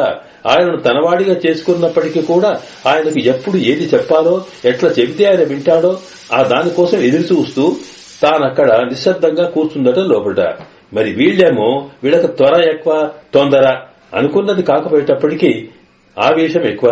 ఆవేశంతో ఏవేవో మాట్లాడుతుంటే కూడా కఠినమైన మాటలుగా వినిపించినప్పటికీ ఆమె మాతృ హృదయం కనుక లోపట ఉన్న నీలాదేవి సరేలే వాళ్ళేదో పాపం బాధలు అంటున్నారు, అంత మాత్రం చేత నేను బాధపడేదేమిటి గనక ఎలాగైనా కృష్ణుణ్ణి వాళ్ళ దర్శనం చేయించే ప్రయత్నం చేస్తాను అనుకుని సంకల్పంతో ఆవిడ అట్లాగే ఉందట. కానీ అది పట్టించుకోకుండా వీళ్ళేమిటంటే ఆవేశంలో ఎన్నో మాటలు మాట్లాడుతున్నారు ఆండాళ్ళ నాయకత్వంలో. ఇలా జరగడానికి వీలుందా అంటే ఉంటుంది. ఎందుకంటే ఈ త్వర అనేది ఒకటి మనకు వస్తుంది, ఇది కావాలి, దొరుకుతుంది అన్నప్పటికీ కూడా త్వర ఉంటుందే, తొందరపాటు ఏమా అనే భావన ఉందే, దాంతో పాటు చికాకు ఏర్పడుతుంది, దాంతో పాటు మానసిక వైకల్యం ఏర్పడుతుంది, దాంతో పాటు తమకు దొరకలేదనే ఆవేదన ఉంటుంది. ఆవేదనలో ఎన్నెన్నో మాట్లాడతారు. ఇలా మాట్లాడడం సరియైందేనా అంటే వాస్తవానికి దేనికైనా మనకు విశ్వాసం ఉన్న త్వర కూడా చాలా అవసరమే. ఎందుకంటే ఏదో లేదు కూర్చోవడం కాకుండా కావాలి తపన ఉండడం తప్పేం లేదు. అలా తపన ఉన్న చోటనే పరమాత్మ మరింత తొందరగా బయలుదేరి వస్తాడట. కనుక అది చెప్పడం కోసం బయట ఉన్న గోపికలకు నాయకత్వం వహిస్తున్నటువంటి గోదామ తల్లి అక్కడ తాను ఒక విధమైన మాటలు పలుకుతూ ఉంది. అయితే ఈ పాసురంలో ఇంతకుముందు పాసురంలో కూడా ఇద్దరిని లేపింది. మొదటనేమో కృష్ణ భగవాన్ని తుహిలజాయ్ ఒకసారి మాట్లాడవయ్యా అని చెప్పి ఆయన పలకకపోతే ఆ తర్వాత అమ్మవారిని అమ్మా నువ్వు అడ్డగిస్తున్నావెందుకు, అలా కాదు చెయ్యకొని ప్రార్థించారు. అక్కడ ఆ ఇద్దరు కూడా శృంగార భావనలో ఉన్నటువంటి స్థితిలో, ఏకాంత స్థితిలో ఉన్న దంపతులను శ్రీయప్పతులు ఇద్దరిని కూడా తాము ప్రార్థించారు.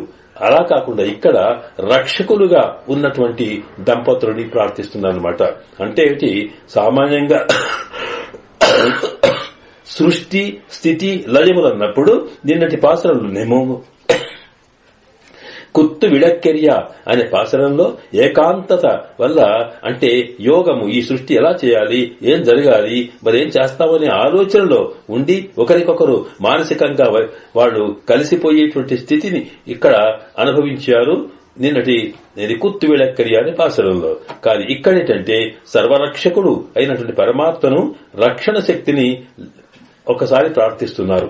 రక్షణ అన్నప్పుడు అది స్థితిలో కాని, రక్షణలో కాని, లయములో కాని ఎప్పుడైనా అమ్మ వెంబడి ఉంటుందట. అందుకొరకే సృష్టి చేసేటప్పుడట పరమాత్మ ఈ లోకాన్ని సృష్టించిన తర్వాత ఇందులో ఎందరెందరినో కొంతమంది ఈ లోకాలు మనం చూస్తాం. ఏంటంటే కొందరు ఉన్నవాళ్ళు ఉంటారు, కొందరు లేని వాళ్ళు ఉంటారు, కొందరు విజ్ఞులున్నారు, కొందరు తెలియని వాళ్ళు ఉన్నారు, కొందరు వికలాంగులున్నారు, కొందరు మరి అందమైన వాళ్ళు ఉన్నారు. ఇలాగా ఒకడు అందంగా, ఒకడు వికలాంగంగా, ఒకడు తెలియగలవాడుగా, ఒకడు పనికిరానివాడిగా, ఒకడు దరిద్రుడిగా, ఇలాగ రకరకాల సృష్టి వ్యక్తుల్లోనే, మనుషుల్లోనే. ఇలా ఎందుకు చేస్తాడాయన అంటే, అలాగే ఈ ఆత్మలన్నింటికీ శరీరాలు ఇచ్చినప్పుడు కొందరు పక్షులుగా, కొందరు పశువులుగా ఎందుకు ఇస్తున్నాడు? ఏమిటి విషమ సృష్టి అనే దానికి సరే, దానికి ఎవరెవరు ఆయన సృష్టి చేయడం మొదలుపెట్టినప్పుడట ఇంతకు ముందు ప్రళయ దశ కన్నా ముందు ఉన్నటువంటి జీవుడు ఏం కర్మలు చేశాడు, ఏం చేశాడో చూసుకుని వాటిని బట్టి తాను వాడి కర్మకు తగినట్టుగా ఫలితాన్ని అనుభవించే శరీరాలు ఇస్తాడు తప్ప వాడి దగ్గర వీడికి ఇది ఇవ్వాలి, వాడికి అది ఇవ్వాలి ఉండదట. అది ఆ సందర్భంలోని చమత్కారంగా మన పూర్వాచార్యులు చెబుతూ ఆయనట ఒక శరీరం తయారు చేస్తాడు. చేసిన తర్వాత దాంట్లోకి ఆత్మను చేర్చాలి. ఆత్మను చేర్చే సందర్భం వచ్చినప్పుడు ఒకసారి అమ్మవారి వైపు చూస్తాడట. ఏమంటావని అనేటప్పటికీ ఆవిడేం మాట్లాడదు. మాట్లాడకుండా ఒకసారి బొమ్మను పైకట్టు ఉండదురా. బొమ్మ పైకన్నదంటే అర్థం ఏమిటన్నమాట, ఆయన పర్వాలేదు ఈయన ఉన్నతం జాతిలో పుట్టించవచ్చు అని చెప్పి, ఒకసారి తగ్గిందనుకోండి అక్కర్లేదు అన్నట్టుగా ఉంటుందని చెప్పి యద్బ్రూభంగా ప్రమాణం స్థిరచర రచన తారతమ్యే మురారేహే అని ప్రార్థన చేస్తారు. అమ్మా, నీ కనుబొమ్మల యొక్క సంజ్ఞను బట్టే స్వామి ఎవడిని ఎక్కడ వాడిని స్థిరంగా ఉంచానా, వాడి జంతువుగా పుట్టించానా, వాడి పైకి జాలి మరి చేస్తాడే, అదంతా నీ ఇష్టమే అని అంటారు. అంటే సృష్టి సమయంలో కూడా అమ్మ ఉంటుంది. ఇక్కడ అమ్మ అనేటప్పటికీ మళ్లీ మనకు మర్చిపోకుండా జ్ఞాపకం ఉంచుకోవాల్సిన అంశం ఒకటి ఉంది. అంటే అమ్మ అనేటప్పటికీ పరమాత్మలోని సంకల్పము అన్నమాట. ఆ పరమాత్మ సంకల్పం కలిగినప్పుడు ఎవరిని ఏ రకంగా మనం సృష్టించాలి, ఎవరికి ఏ శరీరాలు ఇవ్వాలనేది ఆయన మనసులో కలిగిన దాన్ని బట్టి సృష్టిస్తుంటాడట. ఎందుకు మరి ఇట్లా ఇస్తాడంటే, నిజానికి ఈ జీవుడు తాను సంపాదించినటువంటి పుణ్య పాపాలు ఎంతో పెద్ద రాశి ఉంటుంది. ఆ ఉన్నదాన్నంతా ఒక్కసారే అనుభవింపచేయడానికి వీల్లేదే. ఒక్కొక్క కొంత అనుభవింపజేయడానికి శరీరాలు ఇవ్వాలి. ఆ శరీరం ఇచ్చేటప్పుడు వీడికి పాపాన్ని ముందు ఇవ్వాలా, పుణ్యాన్ని అందించాలా, లేకపోతే కొంత భాగం ఇప్పుడా అనేటువంటిది నిర్ణయం చేస్తాడు పరమాత్మ. మనము చేసుకున్న కర్మ ఫలితాలు బట్టి శరీరం ఇచ్చినప్పటికీ అది ఈ జన్మలోనా మరో జన్మలోనా అనేటువంటి నిర్ణయం తాను చేసుకుంటాడట. కనుక యద్బ్రూభంగా ప్రమాణం అంటే అమ్మ యొక్క సంకల్ప దీన్ని బట్టి అంటే తన సంకల్పం చేసినప్పుడు అయ్యో పాపం ఎన్ని పాపాలు చేసినా ఒకసారి మంచి ఈ జన్మకి ఈ పుణ్యం చేసిన దృష్టిని పెట్టుకుని దాని ఫలితంగా మంచి జన్మనిద్దాం, తద్వారా వాడు బాగుపడవచ్చు అనుకుని ఇస్తాడట. ఇలాగా స్వామి సృష్టి చేసేటప్పుడు కూడా సంకల్ప రూపమైనటువంటి అమ్మవారు ఆయన దగ్గరే ఉంటుంది. ఇక రక్షణలో కూడా ఆవిడనే ఉండాలట. కనుకనే మనకి రక్షణ ఇచ్చే సందర్భం వచ్చినప్పటికీ ఆమె ఏమయ్యా అని ప్రతివాడు రక్షింపచేస్తుంది. కనుక ఇక్కడ రక్షణ కోరుతున్నటువంటి ఈ సందర్భంలో ఈ గోపికలంతా కూడా అంటే మనం రక్షణ కోరినప్పుడు ఒక్క స్వామిని కాకుండా అమ్మ స్వామి ఇద్దరు కలిసిన పరతత్వాన్ని శ్రీమన్నారాయణ తత్వాన్నే మనం ప్రార్థించడం అవసరం. అప్పుడే రక్షిస్తారని. కనుక ఈ పాసురంలో బయట ఉన్నటువంటి గోపికలంతా కూడా లోపల ఉన్నటువంటి ఇద్దరిని మరొకసారి ప్రార్థిస్తున్నారు. ఆ ప్రార్థనలో ముందు కృష్ణుడిని ప్రార్థించారు. ఎందుకనకంటే ఇంతకుముందు అమ్మవారిని కుత్తు విడక్కర్యలు చేస్తే ఆవిడ రాలేదు. కనుక ఆవిడ ఎందుకు రాలేదు అంటే బహుశా కృష్ణుడి యొక్క అనుమతి లేదనుకున్నదేమో. అయినా ఒకటి ఏమిటి కనుక ఆవిడ ఏమిటి మనకు కావలసింది రక్షణ చేసేవాడు కృష్ణుడే కదా, ఆయనని మనం ప్రార్థిద్దామనుకొని ప్రారంభం చేశారట. ప్రారంభం చేసేటప్పటికీ ఆ ఆవేశంలో చెబుతున్నారు గనక ఇక్కడ ఏమన్నారు, 33 అమరర్కు మునుషన్ను కప్పంత విర్కు కలియే తుయరజాటి మెరుకో స్వామి పడుకున్నావా, నీవు బలం పెట్టుకొని పడుకుంటే ఎలా అమ్మయ్యా, లోకాన్ని రక్షించవలసిన వాడివి, రక్షించగలిగిన శక్తి నీలో ఉంది, అలా రక్షించవలసిన వాడివి నీవు పడుకుంటే ఎట్లాగా, పడుకోవడం అంటే పట్టించుకోకపోతే నీ ధర్మాన్ని చేయకపోతే ఎట్లాగా, కనుక తుయరజాయ్ మేలుకో అని ఆ స్వామిని లేపుతున్నది. అయితే లేపేటప్పుడు ఒకసారి ఇదివరకు కూడా నీవు ఎన్నో పనులు చేశావు, కానీ నీ బలం ఎవరి కోసం ఉందయ్యా? నీకు బలవంతుడు అంటున్నారు, నీవు మాకైతే ఉపయోగపడడం లేదు. మేము ఎంతో కాలం నుంచి మేము బయట ఉండి నీకోసం రక్షించవయ్యా, కాపాడు స్వామి ప్రార్థిస్తున్నామే. మమ్మల్ని కాపాడమంటే ఏమిటి? నీ దర్శనమిస్తే మా ప్రాణం నిలబడతాయి, నీవు మాట్లాడితే మేము సంతోషంగా ఉంటాం, నీ సేవ చేసుకుంటే మాకు అదే భోగ్యత, ఇది మాకు కావాల్సింది. కనుక మమ్మల్ని కాపాడమంటే నీవు వచ్చి రావడమే. కానీ మేము ఎంత ప్రయత్నించినా నువ్వు రాలేదంటే నీలో కూడా పక్షపాతం ఉంది స్వామి. ఎందుకంటే నీ బలం ఎవరికి ఉపయోగపడ్డది ఇప్పటిదాకా అంటే దేవతల కోసమేనట. ఆనాడు నీవెన్ని అవతారాలు ఎత్తినప్పటికీ కూడా దేవతలకే కదా రాముడిగా అవతరించావయ్యా. నీ రామావతారం ఎవరి కోసం అంటే రావణుడితో ఎవరు బాధపడ్డారు? దేవతలట. దశరథ మహారాజు అక్కడేంటి దశరథుడు యజ్ఞం చేశాడు, ఆయన పుత్రకామేష్టి చేశాడు అనుకోండి. అయిపోయిన తర్వాత యజ్ఞ ఫలాలని అందుకోవడం కోసం దేవతలంతా పూర్ణాహుతి సందర్భంలో ఒక చోట చేరుకున్నారట. ఇక్కడ మనొక విషయం తెలుసుకోవాలి. యజ్ఞం అనేది దేవతా ప్రీతి కోసం చేసినప్పుడు ఆ యజ్ఞములో మనం వేసే పదార్థాలుంటాయే, ఆ పదార్థాలు ఎవరికి చెందాలో చెబుతూ మనం స్వాహ అంటాం. నెయ్యి తీసి వేశామనుకోండి, వేసేటప్పుడు ఇంద్రాయ స్వాహ, ఇది ఇంద్రుడి కొరకు. లేక ధాన్యాలు వేశాం, అగ్నయే స్వాహ, అగ్ని కొరకు అంటాం.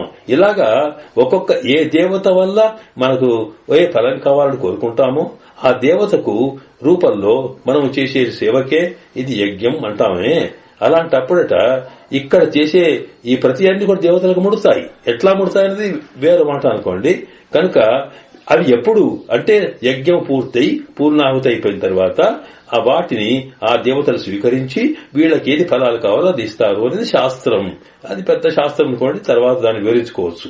కనుక అక్కడ వెళ్ళినట్టుగా దశరథులు చేస్తున్న యజ్ఞం దగ్గరికి తమ ఫలాలు పొందడం, తమకు ఉండేటువంటి ఏదైతే ఆహుతులున్నాయో వాటిని పొందడం కోసం అందరూ వచ్చి కూర్చున్నారట. అప్పటికి ఇంకా పూర్ణాహుతి కాలేదు, ఇంకా ఆలస్యం ఉంది. ఆలస్యం ఉన్నప్పుడు ఏం చేయాలి? సామాన్యంగా లోకల్లో ఏదో ఇంటికి పోతాం, ఫంక్షన్కి వెళ్తామండి, ఒక సత్యనారాయణ వ్రతం జరుగుతుంది ఒక ఇంట్లో. ఆవిడ అందరినీ పిలిస్తే వెళ్దాము. వెళ్ళిన తర్వాత ఇంకా పురోహితుల వారు కథ చెప్తూనే ఉన్నారు, ఇంకా మంగళహారతి కాలేదు, ఇంకా టైం ఉన్నది. అప్పుడేం చేస్తాం? అప్పుడు ఏదో వేసే అక్షంతలు వేసేసి నమస్కారం చేసి కూర్చున్నాక ఆ కలిసిన వాళ్ళంతా ఒకరికొకరు పలకరించుకోవడం, మాట్లాడుకోవడం, చివరికి వచ్చేటప్పటికి అప్పటి కరెంట్ టాపిక్స్, అప్పటి సమయంలో ఏ విషయాలు ఉంటాయో రాజకీయమో ఆర్థికంగా వాళ్ళు మాట్లాడుతూ కాలం గడుపుతారు. అది అయ్యేంత వరకు. అలాగే ఈ దేవతలంతా కూడా కలిసి ఇంకా కాలేదు కనుక వాళ్ళు చర్చించుకుంటున్నారు. ఏమిటి చర్చ?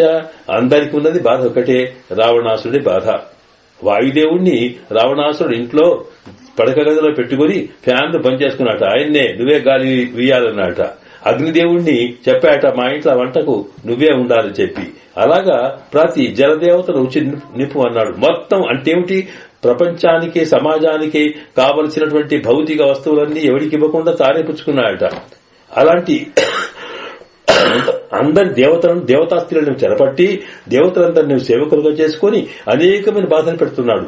అవన్నీ మాట్లాడుకుంటున్నారు వాళ్ళు. ఇవి ఎట్లా పోవాలనుకున్నప్పుడు ఏమి లేదు అని అందరూ బ్రహ్మదేవుడు, ముఖ్యం బ్రహ్మదేవుడే కదా, ఆయన అడిగారు. అడిగితే నేనేం చేయానయ్యా, ఇచ్చే వరాలు ఇచ్చాను కానీ ఇంకా వాణ్ణి తొలగించేటువంటి లక్షణం నా దగ్గర లేదు. అన్నిటికీ ఉన్నాడు పరమాత్మ ఒక్కడే, విష్ణుదేవుడు నారాయణుడే చేయగలుగుతాడు అని అనుకుని ఆయన దగ్గరికే వెళదాము అని అనుకుంటున్నారట. అంతలోకే ఆయన కూడా వస్తున్నాడు ఇక్కడికి యజ్ఞం దగ్గరికి. అని ఏతస్మిన్నంతరే విష్ణు ఉపయాతో మహాద్యుతి. అక్కడికి వచ్చాట. ఇంతలోని తాను వచ్చాడు. వచ్చేటప్పటికి ఎంత దగ్గరికి ఉపయాత ఇంతలోకి అంటే ఏమిటి? వీళ్ళు ఇలా విష్ణు భగవాన్ని అడగాలి అనంతలోనే అనుకుంటున్నారు. అక్కడికి అంటామే మేము అనుకుంటున్నాం రానే వచ్చావని. అంటే ఎందుకంటే ఎవడేమనుకుంటాడో ఆయన సంకల్పం మాత్రం తెలుస్తుంది కదా. ఆయన అనుకున్నాడు. ఎందుకంటే ఆయన డ్యూటీ ఏమిటి? లోకాన్ని రక్షించాలి. రక్షాపేక్ష ప్రతీక్షతేని, నేను అందరినీ కాపాడాలనేటువంటి పని ఆయనకి. కానీ ఎవ్వడు కూడా స్వామి నన్ను కాపాడు అనడం లేదు. ఎవడైనా ఈశ్వరోహం అహంభోగి, నేనే కాపాడుకుంటాను, అసలు దేవుడెవడు గనక అని ఇలాంటి అహంకారం అహంకారాలతో ఉంది లోకమంతా కూడా. ఎవడో ఒకడిద్దరు తప్ప లోకంలో ఎక్కడ చూసినప్పటికీ కూడా దేవుడిని అడిగేవాడే లేడు. అంటే ఏమన్నమాట, రక్షించమనే బాధ్యత కలిగినటువంటి విష్ణుమూర్తికి నారాయణుడికి చేతిలో పదే లేకుండా పోయిందట. అంతలకి ఎవడు అడుగుతాడా అని చూస్తుంటే వీళ్ళ సంకల్పం కలిగింది. అంతలకు పరిగెత్తుకొచ్చాట, నేను చేస్తానన్నట్టుగా అని వచ్చి అప్పుడు ఏతస్మిన్నంతరే ఉపయాత దగ్గరికి వచ్చాట. వచ్చి ఆ సంతోషంతో ఏమలేదు స్వామి, మీరు ఎలాగైనా సరే అక్కడ అవతరించి రావడం జరగాలన్నప్పుడు ఎంత ఆనందమో ఒక్కసారి ముఖమంతా వెలిగిపోయిందట. ఇంతటి సంతోషంతో తాను ఇక్కడికి వచ్చాడు. ఎవరి కోసం వచ్చాడని రామవతారం? దేవతల కోసం. కనుక స్వామి నువ్వు దేవతలు రక్షిస్తావు. 30 దేవతలు ఎంతమంది అంటే 33 దేవతలు అంటారు. 33 దేవతలంటే సామాన్యంగా దేవతలు 33 కోట్ల మంది ఉన్నారని మనం చెప్పుకుంటాం. కానీ మూలమైనటువంటి దేవతలు శాస్త్ర ప్రకారము 33. అంటే దాంట్లో ఏకాదశ రుద్రులు అని 11 మంది, అలాగే 12 ఆదిత్యులని 12 మంది, దాంతోపాటు అష్ట వసువులు అని 8 మంది, 2 అశ్విని దేవతలని ఇలా మొత్తము 33 మంది ఉంటారు. ఈ 33 యొక్క వర్గమునికే 33 కోట్లు. అంటే కోటి అంటే వర్గం అని కూడా అర్థమవుతుంది. కనుక 33 కోట్ల దేవతలున్నారని చెబుతారు. ఇక్కడ ఏమన్నాడు, నువ్వు ఎందుకు వెళ్ళావు? 33 అమరర్కు. అమరర్ అంటే ఆ దేవతలు రక్షించడానికి వెళ్ళావన్నమాట. నువ్వు నీ అవతారాలు ఎత్తింది వాళ్ళు ఎంతమంది? 33 కోట్ల మంది. అంటే మేమెంతమంది?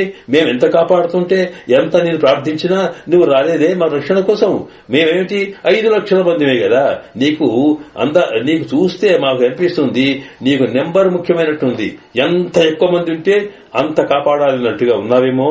మేము తక్కువ వాళ్ళమనుకుని మమ్మల్ని పట్టించుకోవడం లేదా అని ఒక 33 అంటే మమ్మల్ని పట్టించుకోకపోవడానికి అతనికి ఉండేటువంటి చేసిన లీలల్ని వాటిని ఒక ఏమిటి అధిక్షేపం అంటే వాటిని కాస్త ఒకసారి వాటిని వ్యతిరేకించే రూపంలో మాట్లాడుతున్నారన్నమాట. కనుక 33 అంటే వాళ్ళు 30 కోట్లు ఉంటేనే రక్షిస్తావు, లేకపోతే లేదన్నమాట. లేదా అమరరు వాళ్ళెవరు? నువ్వు రక్షణానికి ఎవరికి ఉండాలండి? ఎవడు బలహీనుడో వాడిని రక్షించాలి, ఎవడికి ఆపత్తుంటుందో వాడిని రక్షించాలి. వాళ్ళకేంటండి ఇక్కడ లోకంలో మేము ఉన్నాము. ఈ లోకంలో ఉన్న మా అందరూ మేము ఎలాంటి వాళ్ళము? మృత్యువులో ఉన్నవాళ్ళము. మాకెప్పుడు భయం మృత్యు భయమే, ఎక్కడేమవుతుందో ఎప్పుడు పోతామో అని. కనుక మనకు మర్త్యులం అని పేరండి. కనుక మేము ఎప్పుడు ప్రార్థించినా కోరేటప్పుడు మమ్మల్ని దీర్ఘాయుష్మంతులుగా కాపాడు స్వామి అని కదా కోరేది. మరి వాళ్ళకేంటి? అమరులు అంటే అమృతం తాగిన తర్వాత వాళ్ళకి మృత్యువే లేదట. మరి అలాంటి సావు లేని వాళ్లకు అసలు లోకంలో భయం అంతా దేనికి ఉంటుంది? సాగుతోటే కదండి. రోగం వస్తే భయము, చస్తామేమో భయము, యాక్సిడెంట్ అయితే చస్తామేమో భయము.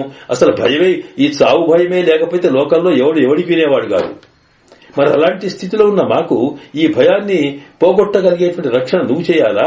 అలా కాకుండా అమరరు అంటే వాళ్ళకేంటంటే వాళ్ళకి సావు భయం లేని వాళ్లకు నువ్వు చేసేదేమి కనుక వాళ్ళ కోసం చేశావు స్వామి. నీకు లెక్క చూస్తే మా మీద పట్టింపు లేదు. మరి వాళ్ళెవరు? అమరర్ అంటే దేవతలంతా పురుష దేవతలు. స్త్రీ దేవతలను, దేవతా స్త్రీలని వాడు అప్పుడో చెరబట్టి ఎక్కడ ఉంచుకున్నాడు. మరి వాళ్ళ రక్షణ కోసం వెళ్ళావు అంటే మగవాడిని రక్షిస్తావు, ఆడవాళ్ళు కాదన్నమాట. వాస్తవానికి తనను తాను రక్షించుకోగలిగే శక్తి పురుషునికి ఉంటుంది. కానీ మేము అమరులమయ్యా, మరి అలాంటి వాళ్ళు కాదే. లేదా వాళ్ళంతా శ్రీమంతులు, మేమేమో పశువుల కాపర్లము. కనుక నీవు శ్రీమంతుడిని రక్షిస్తావు తప్ప పశువుల కాపర్ని రక్షించవా? ఇదేనయ్యా 33 అమరర్ అంటే అర్థం ఇదన్నమాట అని అంటూ, వాస్తవానికి ఈనాటి సమాజంలో మనకు కనిపిస్తున్నటువంటి ఆలయాల్లో కానీ భగవత్ సన్నిధుల్లో కానీ దాని నిర్వహణ చేస్తున్నటువంటి వ్యక్తులు జరుపుతున్నటువంటి లక్షణాన్ని ఆ స్వభావాన్ని చాలా చోట్ల మనకు అమ్మ ఇక్కడ చూపిస్తూ ఉన్నది. ఎక్కడ పోయినా విఐపీస్ కుండే ప్రాధాన్యత సామాన్యంగా ఉండేవాడికి ఉందా అండి? ఏ చెట్టు కిందన పంటాడు, ఎక్కడో పోతాడు, వాడి గురించి అడిగేవాడు లేడే. పరమాత్మను అడగాలి. ఇప్పుడు ఎవరు అడగాలి? వాడు కాదు. స్వామి నువ్వు ఎందుకు ఇలా చేస్తున్నావు? ఉన్నవాడికేమో నీవు అన్ని రకాల సౌకర్యాలు చేస్తావు, లేనివాడు నీకోసం తప్పించి వచ్చి నీ దర్శనం కలిగితే చాలుతున్నావాడిని ఎన్ని కష్టాలు పడుతున్నావయ్యా అని అంటున్నారే. అలాంటి స్థితినే మనకు మా అందరి పక్షాన, గోపికల పక్షాన కూడా అమ్మ ఈ మాట మాట్లాడుతుంది. అమరకు మునిషన్ను. మరి అట్లా కాదు, ముందే పోతున్నావు. వాళ్ళకి ఆపత్తు వచ్చినాక కాదు, ఆపత్తు రాకముందే, పిలవకముందే వెళ్ళాగుతావు. మునిషన్ అంటే నీవు వామన అవతారం ఎత్తావయ్యా. ఎవరి కోసం? ఆ ఇంద్రుడికి ఏదో వాడికి రాజ్యం పోయిందట, దేవతలకు రాజ్యం పోయింది. పోయినంత మాత్రాన అక్కడి నుంచి నిన్ను తక్కువ చేసుకుని వాళ్ళకన్నా ముందే ఆ దేవతల వెళ్ళి, ఇంద్రాది దేవతలు వెళ్లి బలిచక్రవర్తితో పోట్లాడమని పెట్టుకోకుండా ముందే నువ్వు వెళ్లి ఆయన అడిగి భిక్షగాడిపై ఆయన రకాల నీవు బ్రహ్మచారి వేషంలో ఉండి ఆయన 3 అడుగుల భూమి అడుక్కొని పోయినావే. ఎవరి కోసం చేశావు నువ్వు అంటే అక్కడ దేవతల కోసమేనట. కనుక మునిషన్ను అని చెప్పి 33 అంశన్ను ఇంత చేసే కప్పంత విరుక్కుం. ఎందుకు పోయినావంటే వాళ్లకు కప్పం అంటే కంపం అంటే భయం. ఆ భయం పోగొట్టడానికి, దేవతల భయం పోగొట్టడానికి చేశావు. కానీ మా భయం పోగొట్టడానికి నువ్వు వస్తున్నావా? వాళ్ల భయం ఏంటి? రాజ్యం పోతుందేమో, అధికారం పోతుందేమో, ఏమవుతుందో అదే భయం తప్ప వాడికేముంది? ఆ భయం పోగొట్టేంత వరకు నిన్ను పట్టుకుంటారు. భయం పోగొట్టిన తర్వాత అయిపోయింది, వాడు నీవే గొప్ప అనుకుంటారు. మేము అట్లా కాదయ్యా. మా భయం ఏమిటి? నువ్వు కనిపిస్తావో లేదో, తెల్లవారికన్నా ముందే నువ్వు కనిపించకపోతే మళ్ళీ పశువులు పడిపోతావేమో, నువ్వు కనిపించకపోతే మా ప్రాణాలు నిలబడవు, నువ్వు కనిపించకపోతే మేము ఉండలేము, కనుక మేమేమవుతామో అని భయం మాకు. నువ్వు ఎప్పుడు పోతావు? అది ఒక్కటే మా భయం అయ్యా. నిన్ను కావాలనుకొని నేను వేషం మార్చమడం లేదు, లేదా నీవు కష్టపడి ఏ రకమైన అవతారం ఎత్తుకోవడం లేదు, లేదా ఇంకా ఏంటి రకరకాల శక్తులు చేయమనడం లేదయ్యా. కేవలం కనిపించమంటున్నాము. ఏమి నీ బలమేత ఉందో మా కోసం కాదా అంటూ 33 అమరర్కు మునిషన్ను కప్పంత వెర్కుం.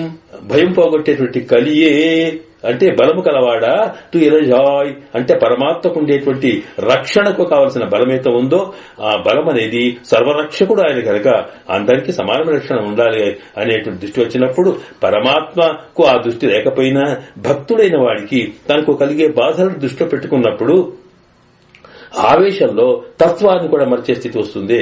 అందువల్ల ఇక్కడ నుంచి స్వామి మనల్ని రక్షించరావయ్యా అని అంటూ వాళ్ళంతా వాళ్ళకు కావలసిన ఫలాలు కోరతారు. మేము నీ క్షేమాన్ని కోరేవాళ్ళమయ్యా, కనుక నీవు రమ్మని చెప్పి నీ బలము దానికి ఉపయోగపడాలి అంటూ ఈ బలం ఎందుకున్నది అని చెబుతూ, సర్వేశ్వరుని యొక్క బలం అనేది ఉన్నవానికి లేనివానికైనా సరే అందరిని రక్షించగలిగేటువంటి దానికోసమే సంకల్ప బలము, లేకపోతే కార్యాన్ని చేయగలిగే బలము కళ్యాణగుణము గలవాడు సర్వేశ్వరుడు అనేది ఆ వాక్యాలు చెప్పడం జరిగింది. 33 అమరర్కుం ఋషన్నుం కప్పంతవిర్కుం కలియేతుజాయ్. అలాగదు, శప్పముడయాయి రక్షణ చేయడమే నీ పని.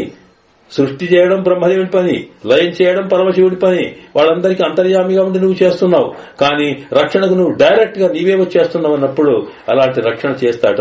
ఆ రక్షణ శప్పముడయాయ్ అంటే రక్షణ కలవాడు. ఆ రక్షణ అంటే ఏమిటి? నిన్ను నీవు రక్షించుకుంటున్నావు, నీవు మమ్మల్ని రక్షిస్తున్నావు. చూచారా ఇక్కడ? అంటే సామాన్యంగా పరమాత్మను నీవు నన్ను రక్షించు అని మనం కోరుతాం తప్ప పరమాత్మ నువ్వెట్లా రక్షింపబడతావని మనం అలాంటిది లేదు ఇక్కడ. సామాన్య కృష్ణావతారంలో ఎన్ని రకాల రాక్షసుల వల్ల హాని కలిగినా తనను తానే ఎదుర్కొని రక్షించుకున్నాడు. కానీ ఎప్పుడు కూడా ఏ నందగోపుడో లేకపోతే ఇంకెవరో వచ్చి ఆయన రక్షించలేదు. రక్షించకపోవడం కాగా అది ఆపత్తు జరిగిన తర్వాత అయ్యయ్యో ఎట్లయిపోయింది అని అప్పుడు భయపడడం తప్ప మరొకసారి బదిలీ జరుగుతుంటే మళ్లీ అదే పని. కనుక తనను తాను రక్షించుకోవడంలో తన బలము, అలాగే తాను రక్షించుకుని మన కోసం మనను రక్షిస్తూ ఉన్నాడు. అలాంటి రక్షణ కలవాడు కనుక శప్పం ఉడయాయ్. అది కూడా ఆర్జవత్వమట, అన్నమాట తప్పేవాడు కాదు. ఆయనకుండే నీ లక్షణం అది. కానీ మరి ఆ రక్షణలో మేము చేరమా? నీకు సామాన్యమైనటువంటి రక్షణ చేయడంలో కుదరదా స్వామి అంటూ అలాగే ఆర్జం ఉన్నదిన్నట్టుగా మాట్లాడతావే. నీలో పరమాత్మకు ఉండవలసిన లక్షణం అది. మనకు సామాన్యులకి పరమాత్మకు ఉన్న తేడా, మనం ఒక మాట ఒకటి అనుకుంటాం, ఒకటి చెప్తాం, ఒకటి చేస్తాం. ఇది సమాజంలో ఉన్న లక్షణం. కానీ ఇవన్నీ లేకుండా ఉన్నవాడే నిజమైనటువంటి మహాత్ముడు. ఆ మహాత్ములకు అంతర్యామిగా ఉన్నవాడే పరమాత్మ. కనుక స్వామి, నువ్వేదంటావో అది చేస్తావు, ఏది చేస్తావో అది మాకు చూపిస్తావు. మరి అలాంటి రుచుత్వం నీలో ఉందే. మరి ఉందేనడానికి మాకు ఒకటే నిదర్శనం. ఏమిటో తెలుసా అంటే, ద్రౌపదిని రాయబారానికి వెళ్లే ముందు కౌరవులతో ఏం మాట్లాడమంటావు, సంధి చేసుకోమంటావా అంటే ద్రౌపది చెప్పిందే, నాకు దుశ్శాసనుని యొక్క నాకు అవమానపరిచినటువంటి దుశ్శాసనుడికి కౌరవ సైన్యం నాశనం అయిపోయి నా కళ్లకు సంతోషం కలుగుతుంది కనుక యుద్ధం జరిగేట్టుగా చేయమన్నట్టుగా సూచిస్తే తప్పకుండా అక్కడ మాట ఇచ్చావు. జౌ పతేత్ పృథివీ శీర్యేత్ అని, భూమి ఆకాశం కింద పడిపోయినా సరే, భూమి ముక్కలైపోయినా సరే, పనికి రాకుండా అయినా సరే, హిమాచలం హిమవత్ పర్వతాలు కూడా ముక్కలు ముక్కలైనా సరే, సముద్రాలు ఎండిపోయినా సరే, నమే మోఘో వచో భవేత్.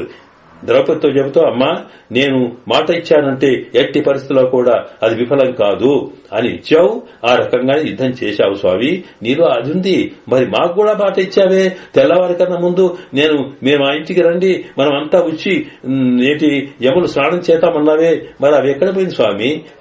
ఆ రుజుత్వం అనేది ఉన్నవాళ్ళకేనా, మా సంగతి లేదా అన్నట్టుగా చెప్పముడయాయ్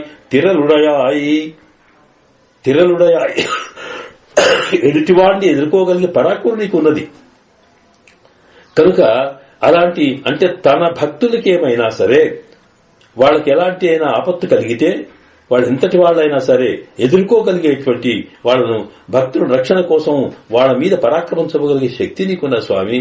మరి మా విషయంలో నువ్వు ఎందుకు పట్టించుకోవడం లేదు? చెప్పముడయా తిరుడయాయ్ శత్తార్క వెప్పం కొడుక్కుం. నీకు ఎవరైతే శత్రువులో ఆ శత్రువులకి ఒక భయాన్ని కలగజేసి వాళ్ళకు వినాశం కలగజేసేటువంటి శక్తి కూడా నీకున్నది. మరి మా విషయంలో మేమైతే శత్రువులం కాదే, మాకుండే భయాన్ని నువ్వు ఎందుకు పోగొట్టకూడదు అని అడుగుతున్నాను అనమాట. అయితే ఇక్కడ పరమాత్మకి శత్రువులు ఎవరు? పరమాత్మకి శత్రువులున్నారా?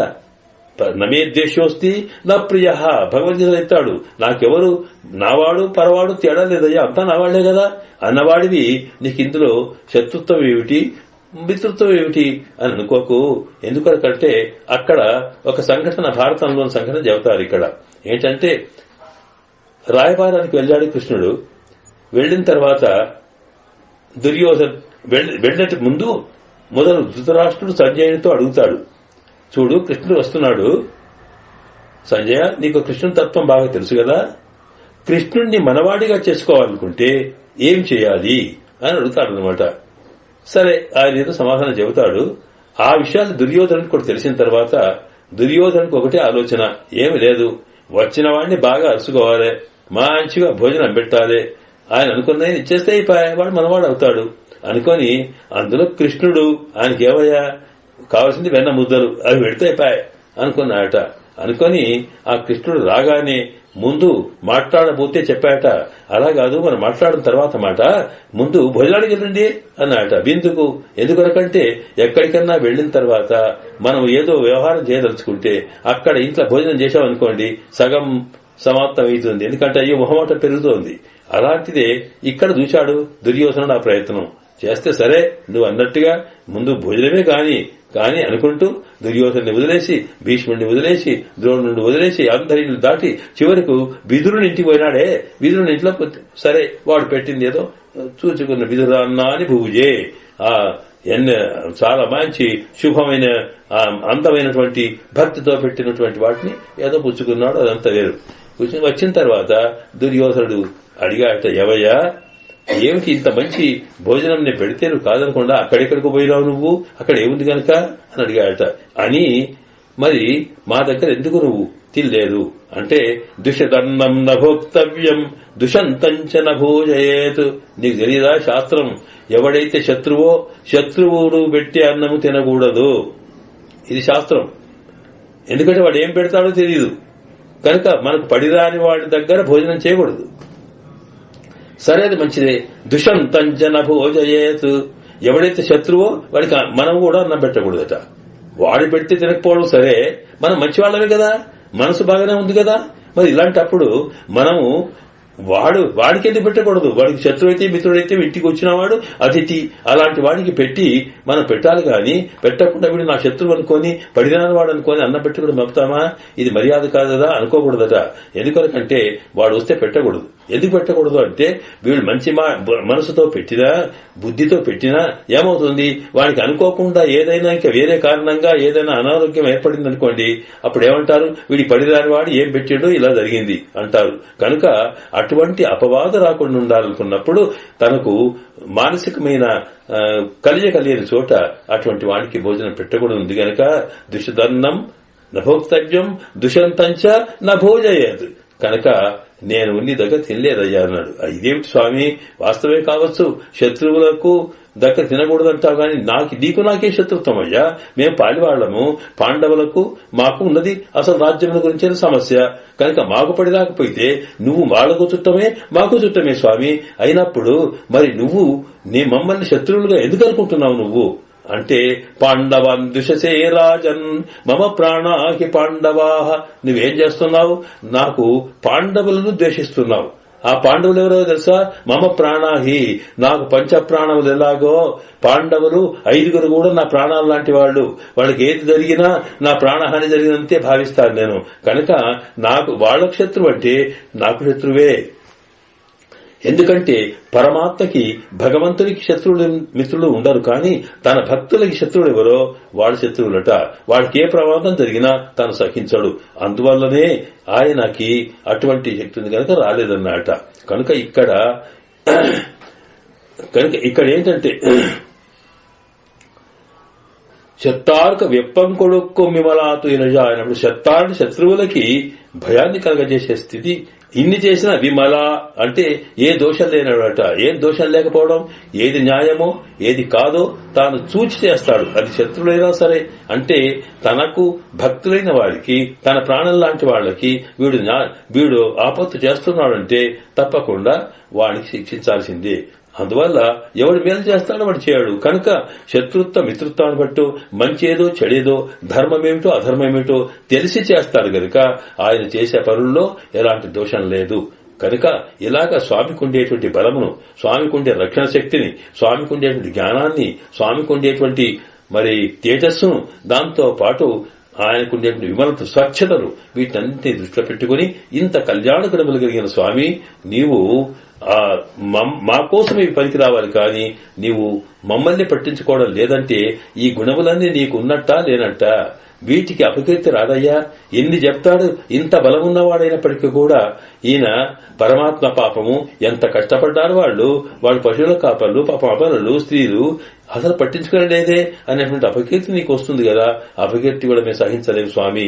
కనుక నీ గుణములకి దోషం రాకుండా ఉండాలన్నప్పుడు నీవు మేలుకొని మమ్మల్ని ఎలాగైనా దర్శనమిచ్చి రక్షించు అని ఇందులో ప్రార్థించారు. ప్రార్థిస్తే అక్కడికి చెప్పముడయా చిత్తా పంగుడు అనేటప్పటికీ అక్కడికి ఆయన కదలలేదు. కదలకపోయేటప్పటికీ ఇదంతా ఏమి లేదు, ఇది ఆవిడదే. ఎందుకంటే పాపం కృష్ణుడేమిటి, పరతంత్రుడు ఆయన. ఇప్పుడు నీలాదేవి చేతిలో ఉన్నాడు. ఆయన భక్తపరాధీనుడు కదా. ఆమె తన సౌందర్యంతో, తనకుండేటువంటి ఆత్మగుణాలతోటి, భక్తి ప్రపత్తులతోటి ఆయన తన చేతులు చేసుకున్నది. కనుక మనం ఎవరిని ప్రార్థించాలి అంటే ఆయన సంగతి అటుంచి అసలు ఆయనను అప్పగించమని మళ్లీ అమ్మనేమని ప్రార్థించాలి. ఎందుకంటే ఆవిడ కోపం వచ్చి ఉంటుంది. అందువల్ల ఆమెను ప్రార్థించి ఆమెను స్తోత్రం చేసి ఆమె మనస్సు మనకు అనుగ్రహం కలిగేట్టుగా చేసుకుంటే పరమాత్మ మనకు లభిస్తాడు అనే ఆలోచన వచ్చి అప్పుడు అమ్మను ప్రార్థించడం మొదలుపెట్టారు. ఈ పాత్రలోని మిగతా భాగాల్లో செப்பென்ன மென்முலை செவ்வாய் சிறுவரங்குள் నప్పిన్న నంగాయి తిరవేటు గెలుజాయి చెప్పెన్న మెన్ములై ఆమె యొక్క ఉండేటువంటి ఇంతకు ముందే మొదటి పాసరంలోనేమో అంతకుముందున్న ఉందు మొదలెత్తాని పాసరంలో ఆమెకు ఉండేటువంటి శిరస్సులకు ఉండేటువంటి వెంట్రుకల యొక్క అలంకారాన్ని, అలాగే ఆమెకుండే శ్రీహస్తమును, ఆటి యొక్క అందాన్ని వర్ణించారు. రెండవ భాషలకు వచ్చినప్పటికీ ఆమెకుండే తిరునాత్రములు మై తడంకడినాయ్ అని ఆమెకుండేటువంటి దివ్య తిరునేత్రులకు వైభవాన్ని చెప్పారు. అలాగే ఇక్కడికి వచ్చినప్పటికీ సంపూర్ణంగా ఆమె దివ్య మంగళ విగ్రహం యొక్క స్వరూపం అంతా వర్ణిస్తూ ఆమె యొక్క వక్షోజాలు గుండె యొక్క ఎత్తుదనాన్ని వర్ణించారు. అలాగే ఆమెకుండే సన్న నడుమును వర్ణించారు. అలా చూపించేసి అంటే ఈ రకంగా వర్ణించి చిట్ట చివరకు నప్పిన్న నంగాయ్ అనేటప్పటికీ నంగాయ్ అంటే సంపూర్ణమైన సౌందర్యం కలదానా అని ఆమె యొక్క దివ్య మంగళ విగ్రహాన్ని వర్ణించారు. అలాగే మనం ఇంతకుముందు చెప్పుకున్నట్టుగానే ఒక్కొక్క శరీరములో ఉండే భాగాన్ని వర్ణించేటప్పుడు దాని వెనుక ఒక తత్వం ఉంది అన్నమాట. ఆమెకు వక్షోజముల గురించి చెప్పేటప్పుడు ఎత్తైన గుండెను వర్ణించడం అంటే ఆమె గుండెలో భక్తి ప్రపత్తులు అద్భుతంగా ఉన్నవి అన్నమాట. భక్తికి 3 దశలుంటాయి. సామాన్యమైన భక్తే కాకుండా పరభక్తి, పరమాభక్తి అని. అంటే దర్శనం పరభక్తి స్యాత్, పరమాత్మను చూస్తే వేరు, పరమాభక్తి విడువలేని స్థితి అన్నమాట. అంటే విశ్లేషభీరుత్వం వచ్చిన వాడిని విడవకుండా ఉండగలిగేటువంటి అత్యంతమైన ప్రేమకి పరమాభక్తి అంటాం. ఇక్కడ అది విడవలేని స్థితిలో ఉన్నాడు.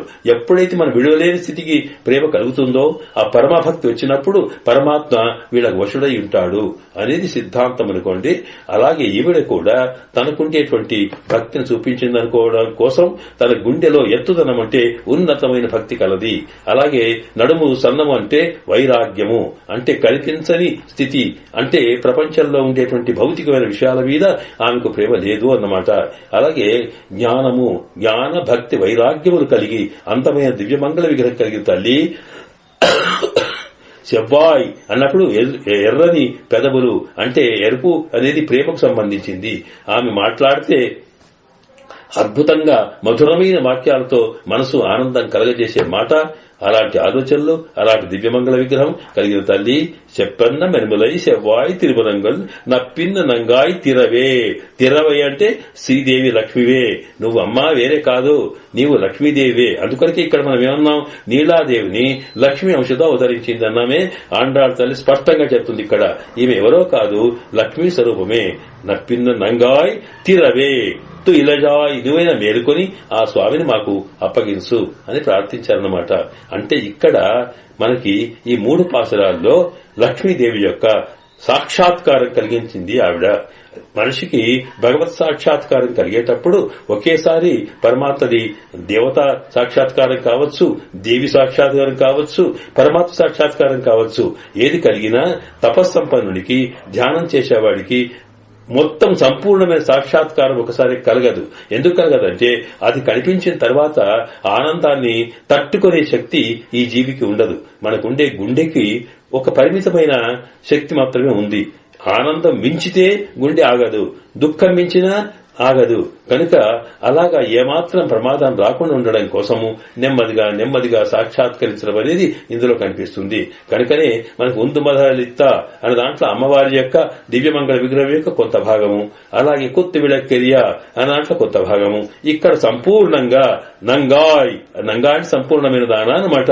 అలాంటి దాన్ని ఇక్కడ దర్శింపచేసి అమ్మవారి యొక్క సాక్షాత్కారం చేసి అమ్మకు వాళ్ళు నమస్కారం చేస్తూ, ఆమెను స్తోత్రం చేస్తూ, ఆమెకు ప్రపత్తి చేస్తూ, అమ్మా నీవు మా స్వామిని మాకు కృప చెయ్యు అనేటువంటి ప్రార్థన ఇక్కడ చేశారన్నమాట.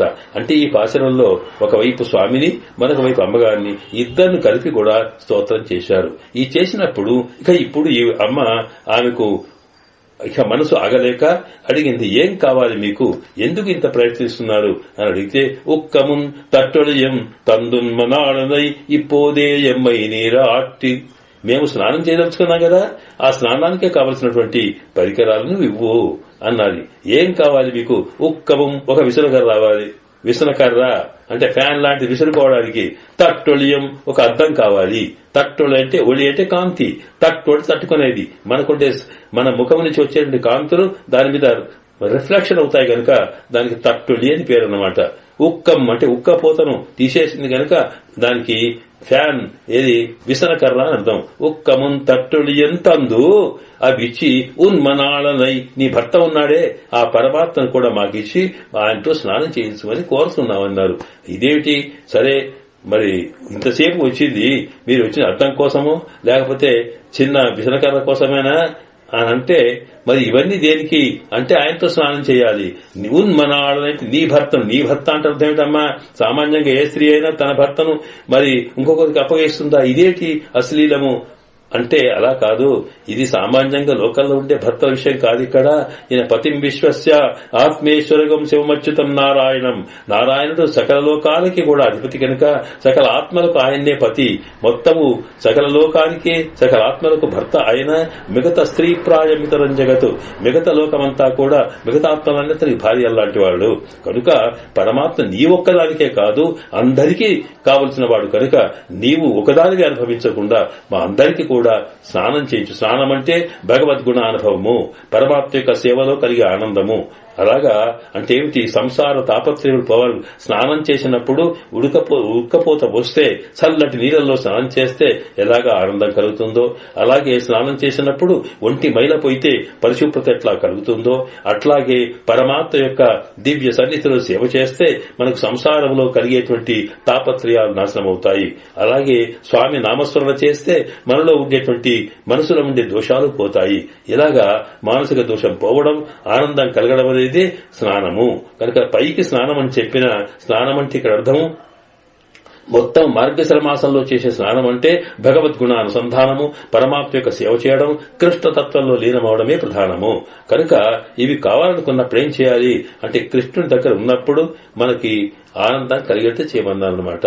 అయితే ఇక్కడ ఏంటి ఈ తట్టొలి అంటే ఏమిటంటే దీనికి ఒక తత్వం చెప్పారు. పరమాత్మ ఎక్కడుంటాడు అంటే మంత్రాధీనంతు దైవతం అన్నమే. నారాయణుడు కృష్ణుడే నారాయణుడే కృష్ణ రూపంలో వచ్చాడు కనుక ఆ నారాయణుడి తత్వం ఎందులో ఉంది, నారాయణ మంత్రం, దాని తిరుమంత్రం అంటామే అష్టాక్షరి మంత్రం అన్నమాట. ఈ అష్టాక్షరి మంత్రంలోనే స్వామి యొక్క తత్వం ఉన్నది. ఆ దాన్ని నీవు నాకు ఉపదేశించమని శ్రీదేవిని మనం ఆచార్య రూపంలో చూస్తాం. ఎందుకంటే మనకు ద్వయమంత్రం అనుసరించే దాంట్లో గురు పరంపరలో వెళ్ళినప్పుడు విశ్వక్సేనాయ నమః అని తర్వాత శ్రీయ్య నమః శ్రీధరాయ నమః అంటామే. ఆ శ్రీయ్య అన్నప్పుడు శ్రీదేవి కూడా ఆచార్యుడే. శ్రీధరుడు అన్నప్పుడు ఏమిటి, శ్రీతో కూడుకున్నవాడు, వారికి సర్వేషాం ప్రథమాచార్యుడు, అందరికన్నా మొదటి ఆచార్యుడట. కనుక శ్రీధరుడు అని దాంట్లో ఇక్కడ అమ్మతో కూడుకున్నటువంటి నీలాదేవితో కూడుకున్న కృష్ణుడు శ్రీధరుడు, ఆయనకు నమః, ఆయనకు ప్రపత్తి చేయడం అన్నమాట. కనుక ఆ తర్వాత వచ్చేదేమిటి మంత్రము. ఈ గురు పరంపర తర్వాత వచ్చేది అష్టాక్షరి మంత్రం. అష్టాక్షరి మంత్రంలో మనకు ఓం నమః నారాయణాయ అనే 3 వాక్యాలుంటే ఓం అంటే అర్థమేమిటి, ఈ ఆత్మ సర్వరక్షకుడైన సర్వ సృష్టి లైవలకు మూల కారణమైన శ్రీయప్పతి శ్రీమన్నారాయణుడికే చెందినది, ఆయన ఇష్టం వచ్చినట్టే వాడుకోవచ్చింది అంతే తప్ప మరొకటి లేదు. అంటే ఈ ఆత్మ యొక్క స్వరూపం చెప్పిందనమాట. అంటే దాని యొక్క నేచర్ ఏమిటి, మనకు ఆత్మ స్వతంత్రమైనది కాదు, ఇది పరమాత్మ సొత్తు లాంటిది అనే భావనని స్వస్వరూపం అంటాం. అంటే ఆత్మతత్వాన్ని చెప్పడం. ఈ ఆత్మతత్వాన్ని చెప్పడం అనేది ఎట్లా తెలుస్తుంది, నా ముఖం నాకు ఎట్లా ఉందో తెలియాలనుకుంటే అద్దంలో చూడాలి. అద్దం చూస్తేనే ఓహో నేను ఇట్లా ఉన్నానా అని ఎట్లా అనిపిస్తుందో, అలాగే ఓం అనేటువంటి ఆ మంత్రంలోని మొదటి శబ్దాల్లో అర్థం తెలుసుకుంటే తద్వారా ఈ ఆత్మ యొక్క స్వరూపం ఏమిటో తెలుస్తుంది. కనుక మన ఆత్మస్వరూపం తెలవడానికి ముఖము శరీరం యొక్క స్థితి తెలవడానికి అర్థం ఎలాంటిదో ఆత్మస్వరూపం తెలవడానికి ఓంకారం అనేటువంటి ప్రణవం యొక్క అర్థం తెలుసుకోవడం అవసరం. అది చెప్పాలన్నమాట. అది దానికి అర్థం లాంటిది, అది ఉన్నది. అలాగా నమః అన్నామే, అదేమిటంటే నాకు నేను రక్షకుణ్ణి కాదు, నాకు నేను స్వతంత్రుని కాదు అని తనను తాను దూరం చేసుకునే స్థితి, తనకుండే మల్లం చేసుకునే స్థితి అన్నమాట. అది నమః అంటే మహా నాకు కాదు అనే మాట. ఇది విసనకర్ర లాంటిదట. అంటే ఏమిటి, విసనకర్ర ఎలాగా ఉక్కపోస్తుంటే విసురుకుంటుంటే హాయి కనిపిస్తుందో అలాగా మనకుండేటువంటి చెమటలు పోవడానికి ఉపయోగపడుతుందో అట్లాగే ఇక్కడ కూడా నేను నాది అహంకార మమకారాలతో కలిగి ఉండి నేనే అన్ని చేసుకుంటాను అనేటువంటి భావనను దూరం చేస్తుందట నమః, నేను కాదు మరి అనేది. కనుక ఇది విసనకర్రతో పోల్చడం. మరి ఉన్మనాళనై అంటే నారాయణాయ, మనం చేసేటువంటి సంతోషం ఏంటంటే పరమాత్మకు చేసే కైంకర్యమే. పరమాత్మ సంతోషిస్తేనే మన సంతోషం. కనుక అలాగా భగవంతుడితో కలిసి ఉండడమే నారాయణ. అయ అంటే తన కైంకర్యము. స్నానం చేయడం అంటే పరమాత్మ యొక్క సేవలో పరమాత్మ యొక్క గుణగానంలో ఆనందాన్ని అనుభవించడం అన్నమాట. ఇలాగా ఈ ఉక్కమున్ తట్టొడియం తందు ఉన్మనాళనై అనే దాంట్లో పైకేమో అద్దము, అలాగే విసనకర్ర, అలాగే కృష్ణుని చెప్పినప్పటికీ కూడా మాకు సంసారాన్ని నుంచి ఉత్తరణ చేసి మోక్షానందాన్ని కలగజేసేటువంటి అష్టాక్షరి మంత్రములో ఉండే మూడు మాటల యొక్క అర్థాన్ని బోధించి మమ్మల్ని ప్రపత్తికి స్వరూపికి తగినట్టుగా చేయమని ప్రార్థించడం దీంట్లో తత్వం అన్నమాట. కనుక ఉక్కమున్ తట్టొడియం తందున్మనాళని ఇప్పోదే ఎమ్మై నీరాట్టు, అది ఇప్పుడే చేయమన్నారు. ఇప్పుడే అర్థం ఏంటనమాట, ఇప్పుడు సాధారణంగా మనము బుద్ధి చంచలమైంది, ఇప్పుడు పరమాత్మను సేవించుకోవాలనిపిస్తే ఆ తర్వాత మనకు దాంట్లో పడతాం. అలా కాకుండా తక్షణం ఎప్పుడు అనిపిస్తే అప్పుడే ఉపదేశం చేయాలి. ఎప్పుడు పరమాత్మ మీద మనసు కలిగితే అప్పుడే వాళ్ళను దానికి తగినట్టుగా తయారు చేయడం అనేది ఆచార్యులకు ఉండవలసిన లక్షణం. కనుక అలాగే అమ్మా, నీవిప్పుడే నీతో పరిధిన స్వామి యొక్క కైంకర్యం చేసేట్టుగా, తద్వారా మాకు ఆనందం కలిగేట్టుగా నీవు కృప చెయ్యు అని అంటూ ఇందులో స్వామి యొక్క కళ్యాణ గుణములను, అలాగే అమ్మవారి యొక్క దివ్యమంగళ విగ్రహము, ఆత్మగుణములను కూడా రెండింటికి ప్రోత్సహిస్తూ ఆ ఇద్దరిని కూడా గుణానుభవంతో స్తోత్రం చేసి తాము అది స్తోత్ర రూపమైనటువంటి ఆరాధన చేశారు అన్నమాట. ఇది దాంట్లో ఉండే విశేషము. ఇది ఆండాళ్ దివ్య తిరువడిగలే శరణం.